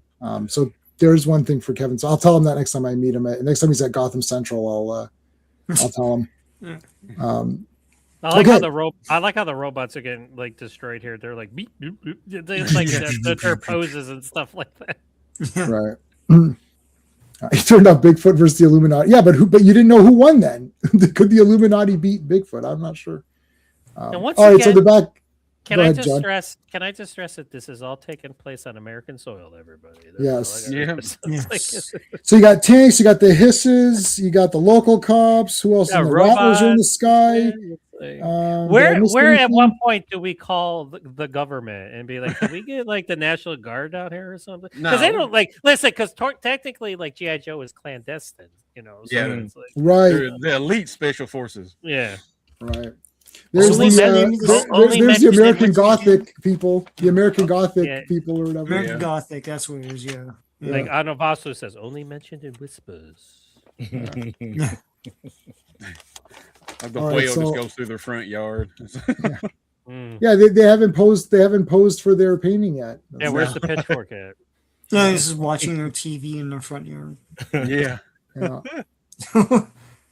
Let's go. So yeah, there's a lot of action here, man. Hell yeah. I like that these guys are getting in on it too. Everyone's just firing. I mean, I didn't write very many notes for this because this one was more of an action one than the last couple were story, which had a lot of action anyway. So but I just wrote massive battle, hiss, tank, what's it called? The cops, the rattlers, what else? What other? There's like every vehicle. I like how the whale is like it's like in the water, now it's on land or zooming around. It's like that's just cool. It's like Mr. Nice Guy's Jackie Chan. Mr. Nice Guy. Oh yeah, that's got Richard Norton in it. Yes, yeah. I saw that in the theater. I was pretty shocked. I was like, holy shit, Richard Norton's in this. What the hell? That was random. He's in the limousine, makes him take his shoes off in the limo. That was funny. Anyways, so Major Blood. Yeah, there he is. Yeah, he's like, who do I have to kill to get out of here? Yeah. Dun, dun, dun. It's like Cobra Commander. How does Destro? Can anyone do Destro? The big one. That sounds pretty good. Yeah, that was pretty good. That's pretty good, Arthur Burkhart. That's pretty good. Yeah, Destro was just like super badass. Oh yeah. Okay, so these two cops are kind of cool. These guys kind of all right. Mm-hmm. So Baroness with Major Blood, we got that one. Oh yeah, so this is a great roadblock part coming up here with the guns here. Yeah. All right, so wait, Destro's doing his stuff. Okay, so here you go. So this is Deep Six, right? Yeah. Gilligan. He's shooting, he is a good shooter, but he gets nailed here, which is pretty dry actually. But then the gun gets jammed or whatever, and he can't lift it. So friggin' roadblock takes. Oh, look at the shots here. This is mayhem. Look at this. This is crazy. Yeah, they're all getting cut up and shit. They're all getting shot. Yeah, Duke's like everybody's hit, but it don't mean stop firing. Keep firing. Well, yeah, they're G.I. Joe, man. You're like the best of the best. You better freaking ain't got time to bleed. That's right. And if you're dead, you better still stand up and start firing. I watched when I was watching. Was it Winter Soldier? Where he said, I've been watching them all again, the good ones. And Winter Soldier is like one of the best movies and maybe the best. And he's like, he goes, and if you die, walk it off. Or is that Avengers 2? When does he, maybe that was Avengers 2 where he says, if you die, walk it off. Captain America's the best. He's the best character, obviously. Okay. You got to elevate the gun. This is so great. Roadblock friggin' just lifts the thing and puts it on his back shoulders here. Shoot from there. And Destro's getting shot in the head. It's like pinging off of him. He gets hit twice. It's like mosquitoes. It's like I'm so annoyed. See, that happened last time, and then people were saying, "Oh, it's just a shine." I told you, he got hit in the face, and he knocked it out. Yeah, but this has actual. Joe, you're right, John. Yeah, well, they're actually showing the bullets. I know, but even though we were wrong the first time, we were still right because that's what was really happening. Right. It doesn't matter. It doesn't matter what you think. It only matters what you know. We were so wrong. We were right on that. Exactly. It was so bad. I made Last Jedi look like an Oscar winner. Well, Last Jedi probably could win an Oscar now. So I don't know what. All right, so that's blown up. There's Firefly. There's Cobra Commander taken off. He leaves Firefly. Cobra Commander leaves every one of his guys, and he actually says it's time to get more recruits. Yeah. But then he's like, I'll come back for you. I'm like, yeah, right, you will. Yeah, okay. Yeah, you're not coming back. No, he tells Firefly, he's like, well, you're resourceful enough to get out here on your own, right? Yeah. Okay. Right. He's like, well, I guess I better start trudging through the swamps. I hope I don't get eaten by a gator. Chrome And he blows up Zartan's shack before he leaves. Yeah. Yeah. Yep.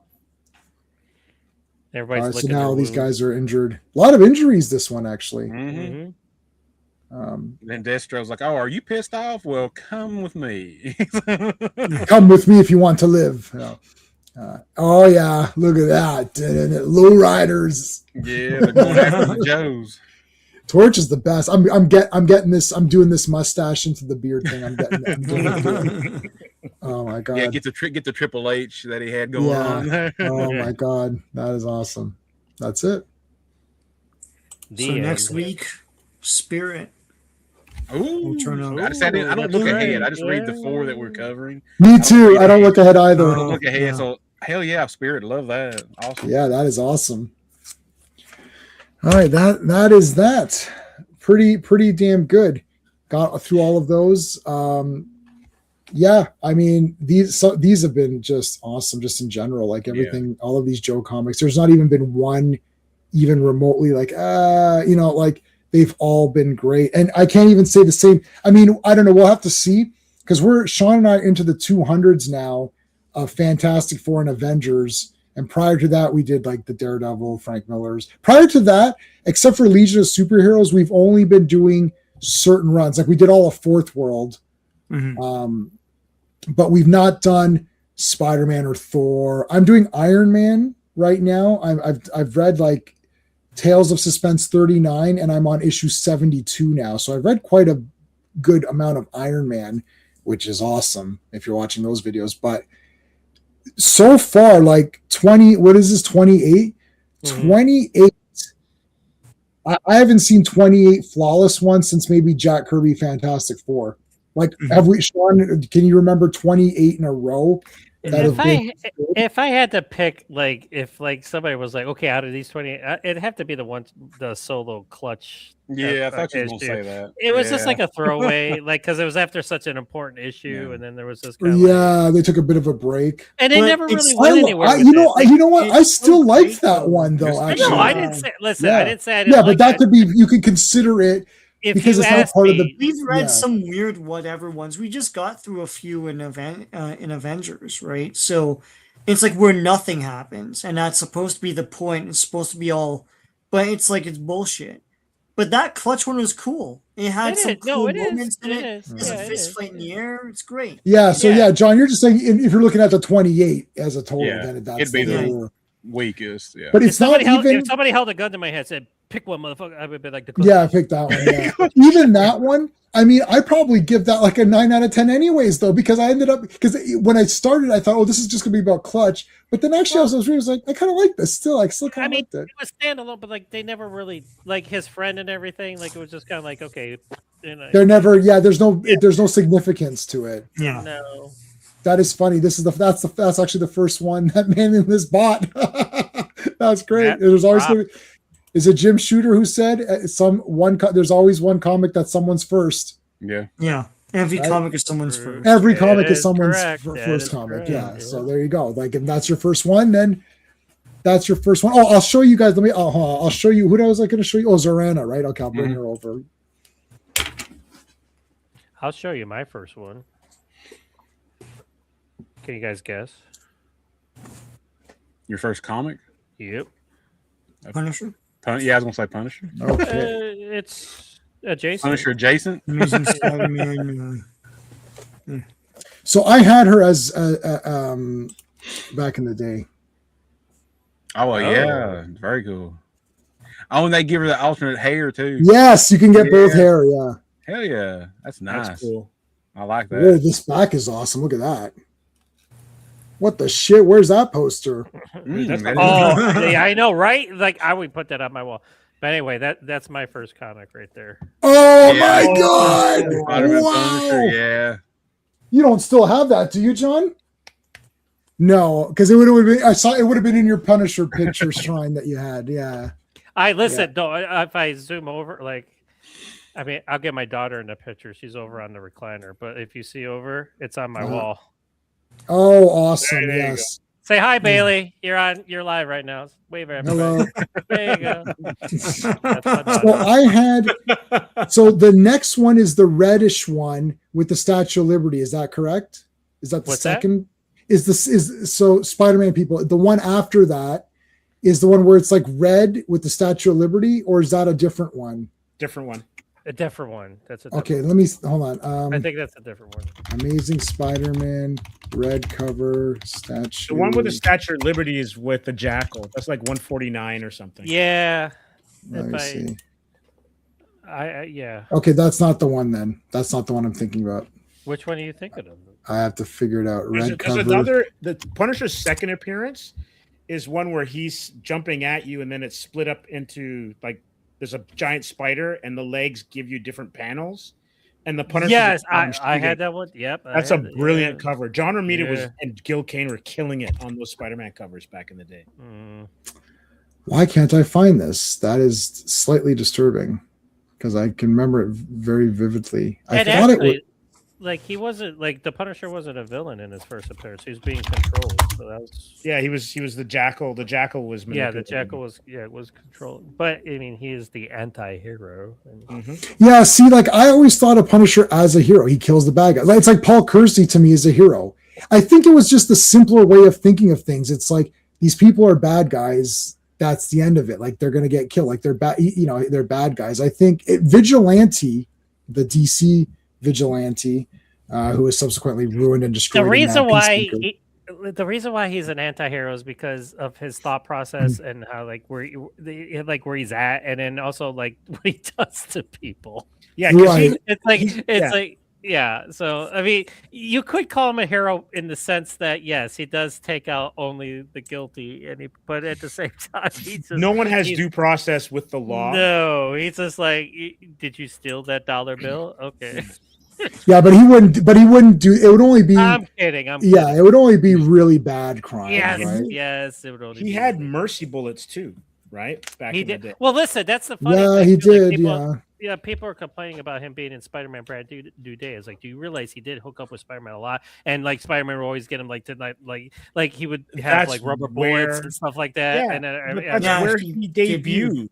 Yeah. So it's like, and everybody. Villain. And everybody's like, this is going to be bullshit. He's not going to blow somebody's head off. I'm like, it's okay. Yeah. That he does. Like, it's okay that they don't show brain matter like flowing towards. Like, do I like Tell that? me you don't yes. know comics without telling me you exactly. don't know comics. Yeah, exactly. I got into this big argument Just with movie one guy characters one day. to them. I was like, Yeah. dude, you have no merit. So let's just shut up. Well, one guy who was arguing with, there's a few people that were arguing with me, and I did not like the new Punisher stuff, but they're saying, who cares about so I actually, it's like they're saying things like, you don't read the comics, I can tell. And the guy's like, who cares about the comics? And the thing is, like, this is what my tension is. Not that people like or dislike things. I don't like John. If John likes it, I know John reads Punisher comics and he's not a poser.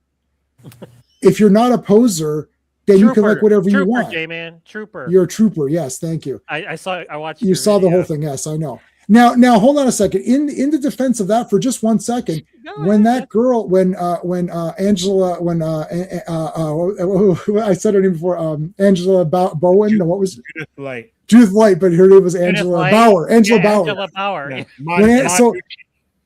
And I don't know if that was supposed to be Barracuda, but if Angela Bauer sat there, she calls him Barry. She did call him Barry. Okay. Yep. So if Angela Bauer sat there and said, I put a hit on you. Now, what if a ninja shows up, an armored guy shows up? Would that not be Did I not just make that cooler in 1 second? Okay. Correct, right? I did. We've already said that if you put a ninja in it, it makes it better. Right. I So, get but it. how? I get your thought process. I do. I get your No. process. But here's the thing, John. Why didn't they think of that?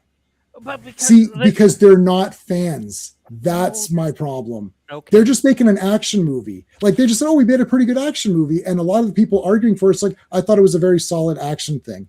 Okay, but it's Punisher. But J-Man, there's multiple issues of him just battling street trash. Right. But we want the cool ones for the show. It's a show. You don't take if you're gonna we just read the Snake Eyes Storm Shadow fight, right? Right.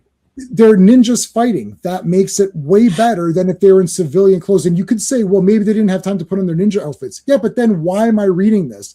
Like, if I just want to see a guy in a hood beat up thugs who are bandana punks, I could watch that anywhere. But I want to see the Punisher do it. Those guys can, like the tattooed guy that jumps at him and he fucking kills him. Yeah, Punisher with can a kill fucking pen. I know, like the thing is that was like it would be. They're not thinking above just standard. Well, we gave you a standard action, yeah, but it's Punisher. It needs to be a bit cooler. Like in Thomas Jane's movie, he fought the Russian. It wasn't just a random guy. If it was a random guy, you could still say the fight was good, right? Like the knife fight. Does everyone like the knife fight in Thomas Jane's movie? Yeah, I'm a fan of all. Okay. I'm So a fan of everyone all liked the that. live action. I'm in the minority. I didn't mind Thomas Jane. Yeah, I like Okay. the movie. No, okay, so, I'm no. I'm not saying Thomas Jane. I'm just saying that scene. He fought. Yeah. Everyone like liked that fight, right? Yeah. Well, Okay. that scene was great because it That had scene was humor in it. It was humorous at the same time, like because like when he slams the weight down on his gun. There's a lot. It's a great fight scene because It's a good fight scene. It's brutal, but it's also humorous at the same time. So Okay, yeah, so let's say we all agree that was a good fight scene. Yeah, but Yeah. if it wasn't, it's Diesel with Kevin Nash. So if Kevin Nash, Yeah. if it wasn't Kevin Nash and it was just a generic punk bandana guy, you could still say that was a cool scene, but isn't it much cooler that it's like this big, huge, like unbeatable Russian guy with a cool outfit? Like Oh, yeah. it just makes that more neat. That's all I'm saying. They're aiming so low. They're just like, just have some good action. It looks like District B13. I'm watching. I'm like, this is just District B13. That's literally what I thought. B13. Correct, but it's not the Punisher. Like the Punisher should be cooler because it should be him in his suit, tactical gear. Here's what should have happened. Angela Bauer puts the hit on. He goes home, shaves his beard, slicks back his hair, gets out, gets the gear on, and he goes, now I'm going to fight all these guys. And then all these cool assassins show up and he just destroys them. That's the Punisher. Not, I'm in my hoodie. It's like, well, I wear a hoodie. So am I the Punisher? But there's also examples of the Punisher kicking ass without wearing his skull. I know, but nobody cares about that. Okay. All right, guys, I gotta jump off. Yeah, you can go. Yeah, Okay, I got to see go you in a later. minute. Okay. All right, see you, Dan. All right, see you guys next week, guys. Yep. Have a good one. Have a good one, guys. Yeah, so I mean, we don't turn this into the Punisher stream, but like, I get it. Yeah. but you don't. So it's like if you would the same movie with him in costume fighting assassins versus what you got, mine is better, right? So why aren't they doing mine? I'm not saying it would be okay. Like if Dolph Lundgren wore the Punisher costume, would that now not be awesome? Even more awesome? If Dolph Lundgren, same movie, you change nothing. Some nerd goes on, uploads the Punisher movie, then uses AI to give him the skull. Right? You could do it. Some nerd goes on there, AIs it, makes the skull. Is that movie better or worse? Listen, okay. Is it better or worse? Is it better or worse? I'm not saying it would be better. It might look totally ridiculous. Like, I mean, you never know until you see it. But like, I never like watching Dolph Lundgren's The Punisher. I never was like, I'm not watching a Punisher movie because it's still a Punisher movie. Except that he doesn't wear the costume. Okay, so So have you heard the argument? So I love the Dolph Lundgren movie. Okay. Okay, but hold on a second. Have you heard the argument that movie's not good? He doesn't even wear the costume. That's the argument I heard for my whole life. Every day of my life, I'm like, I really likes me. He doesn't wear the costume. He doesn't wear the costume. He doesn't wear the costume. Now this guy doesn't wear the costume, but it's somehow the best. He puts this is a bridge to Spider-Man Brand New Day. It's just like a soft. You had two seasons of Punisher. You had two seasons of Punisher, and when is he going to be the Punisher? When will he be? Tell me. Listen, 1 minute at the end. He only became the Punisher in Daredevil Born Again season 2 because Matt kind of forced him into it. Like he didn't want to be bothered. He was because he killed everybody that he finished his mission. So he's like, now what is left for me? I have no mission. That was the whole point. And plus at the beginning of one last kill, there was no mission. That's why he was lost. He didn't know. He was like, so what did he do for season 1 and 2 of his own show? He did nothing.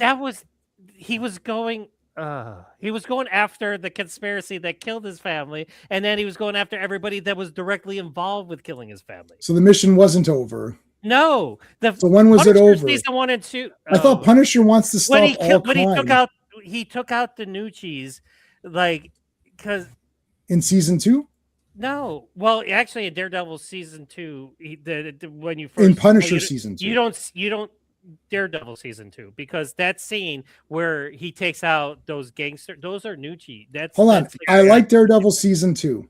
Okay, but that's like that was him doing what he was doing.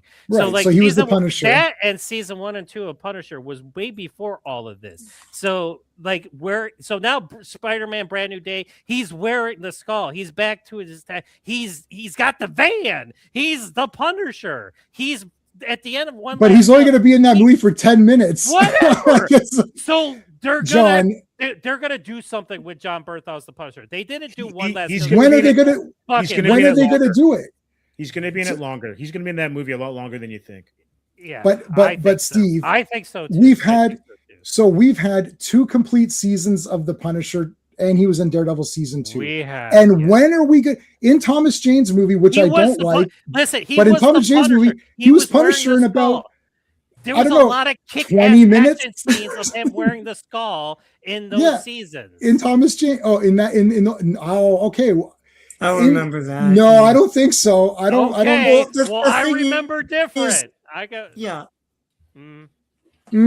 watched the first episode. They'll never do the Punisher the way he's supposed to be because I said this before. It's a character of the 80s, right? When crime was at an all-time high, everyone was worried about it. It's a power fantasy to get back at the criminals. Yes. That's what it was. Anything past 1995 for Punisher, it shouldn't be. There shouldn't have been any more comics after that. And now it's like PTSD, documentary Punisher. It's but that's not the Punisher anymore. It's not the Punisher. You say it's not the Punisher, but that's part of his psyche. He has PTSD.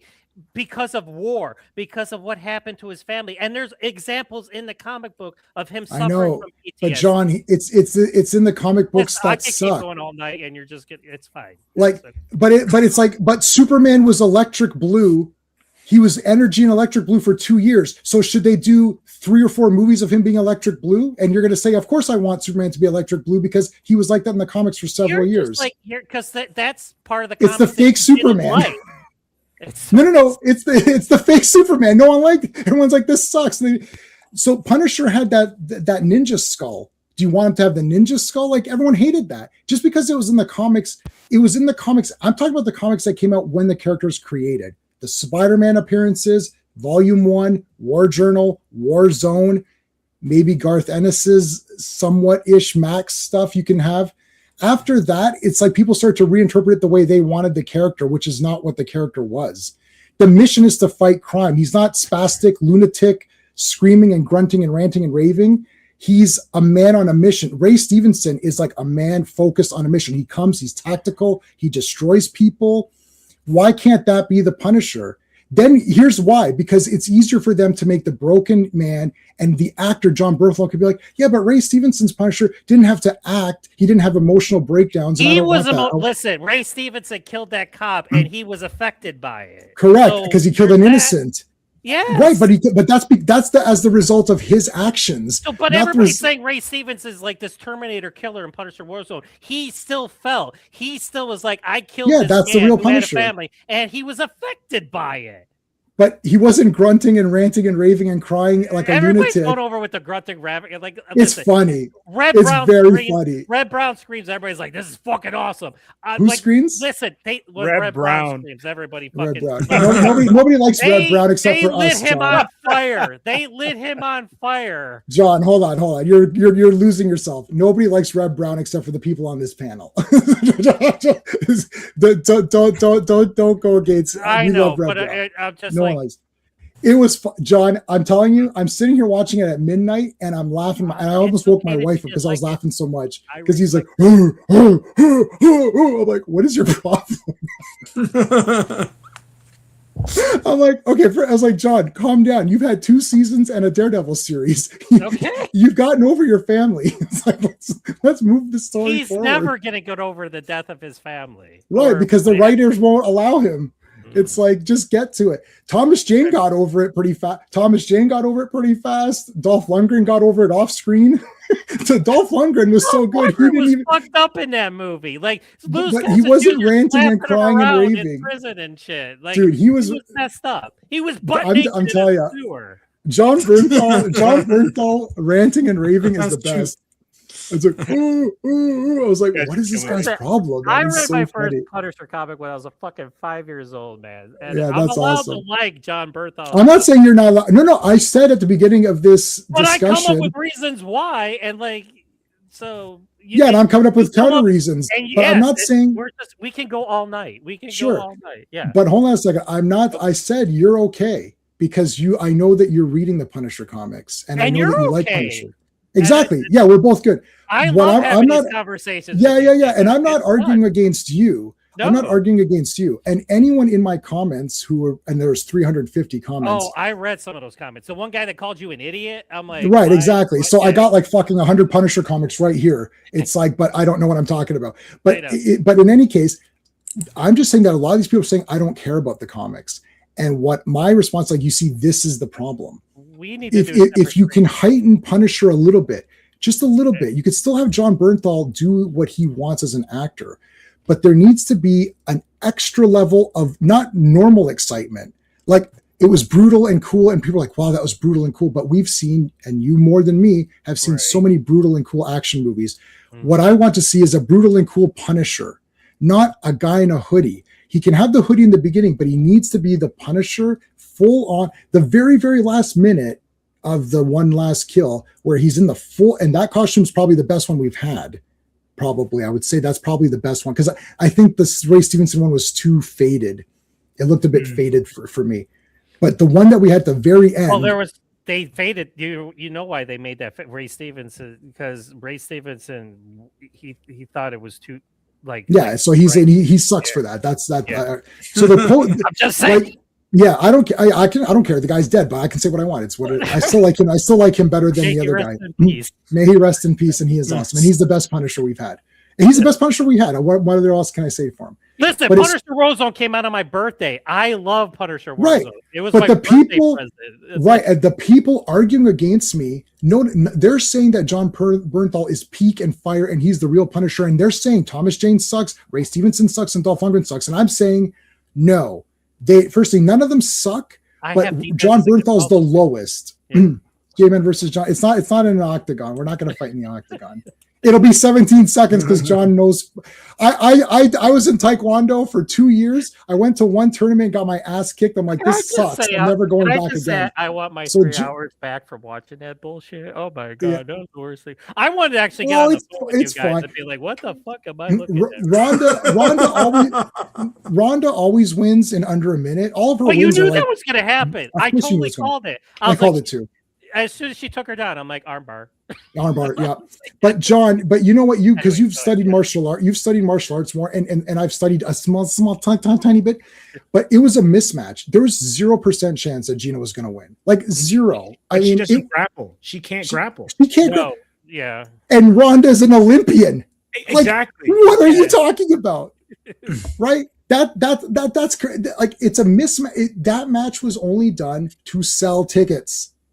Or to get people to watch. That's the only reason for it. There's anybody who's a real martial arts person who studies it and watches it, they're like, well, Rhonda's going to destroy her. She's 44, hasn't fought for 17 years. She made weight. She got to 140 pounds, but she got to 140 pounds. Ronda was already at 140 training all of this time at her weight. Gina spent most of her time losing the weight to get to the weight. That's not training at weight, right, Gina? But listen, that saved her life because she said she was she was borderline. So that was good in a sense. That was good. But yeah. Yeah, no, Gina won morally to herself. She won a victory of herself. She didn't give a shit. She doesn't care. She won over $1 million for. Right, and she was smiling at the end. She was happy. She was in a fight, and Ronda was happy because she got to go out on a win. Because she had the 2 losses, so it all worked out. Anyways, we're way off topic and way off balance, guys. Thanks for being here. I appreciate you guys. I will see you on Friday for Fantastic Four. We'll be back, and we will continue the Punisher argument. No, we're not continuing the Punisher argument. Okay, we'll see you on Friday. Thanks, guys. Bye. Go away. See you. Hey friends, you've just been listening to J-Man, and he is the smartest person who ever lived. So make sure you like and subscribe.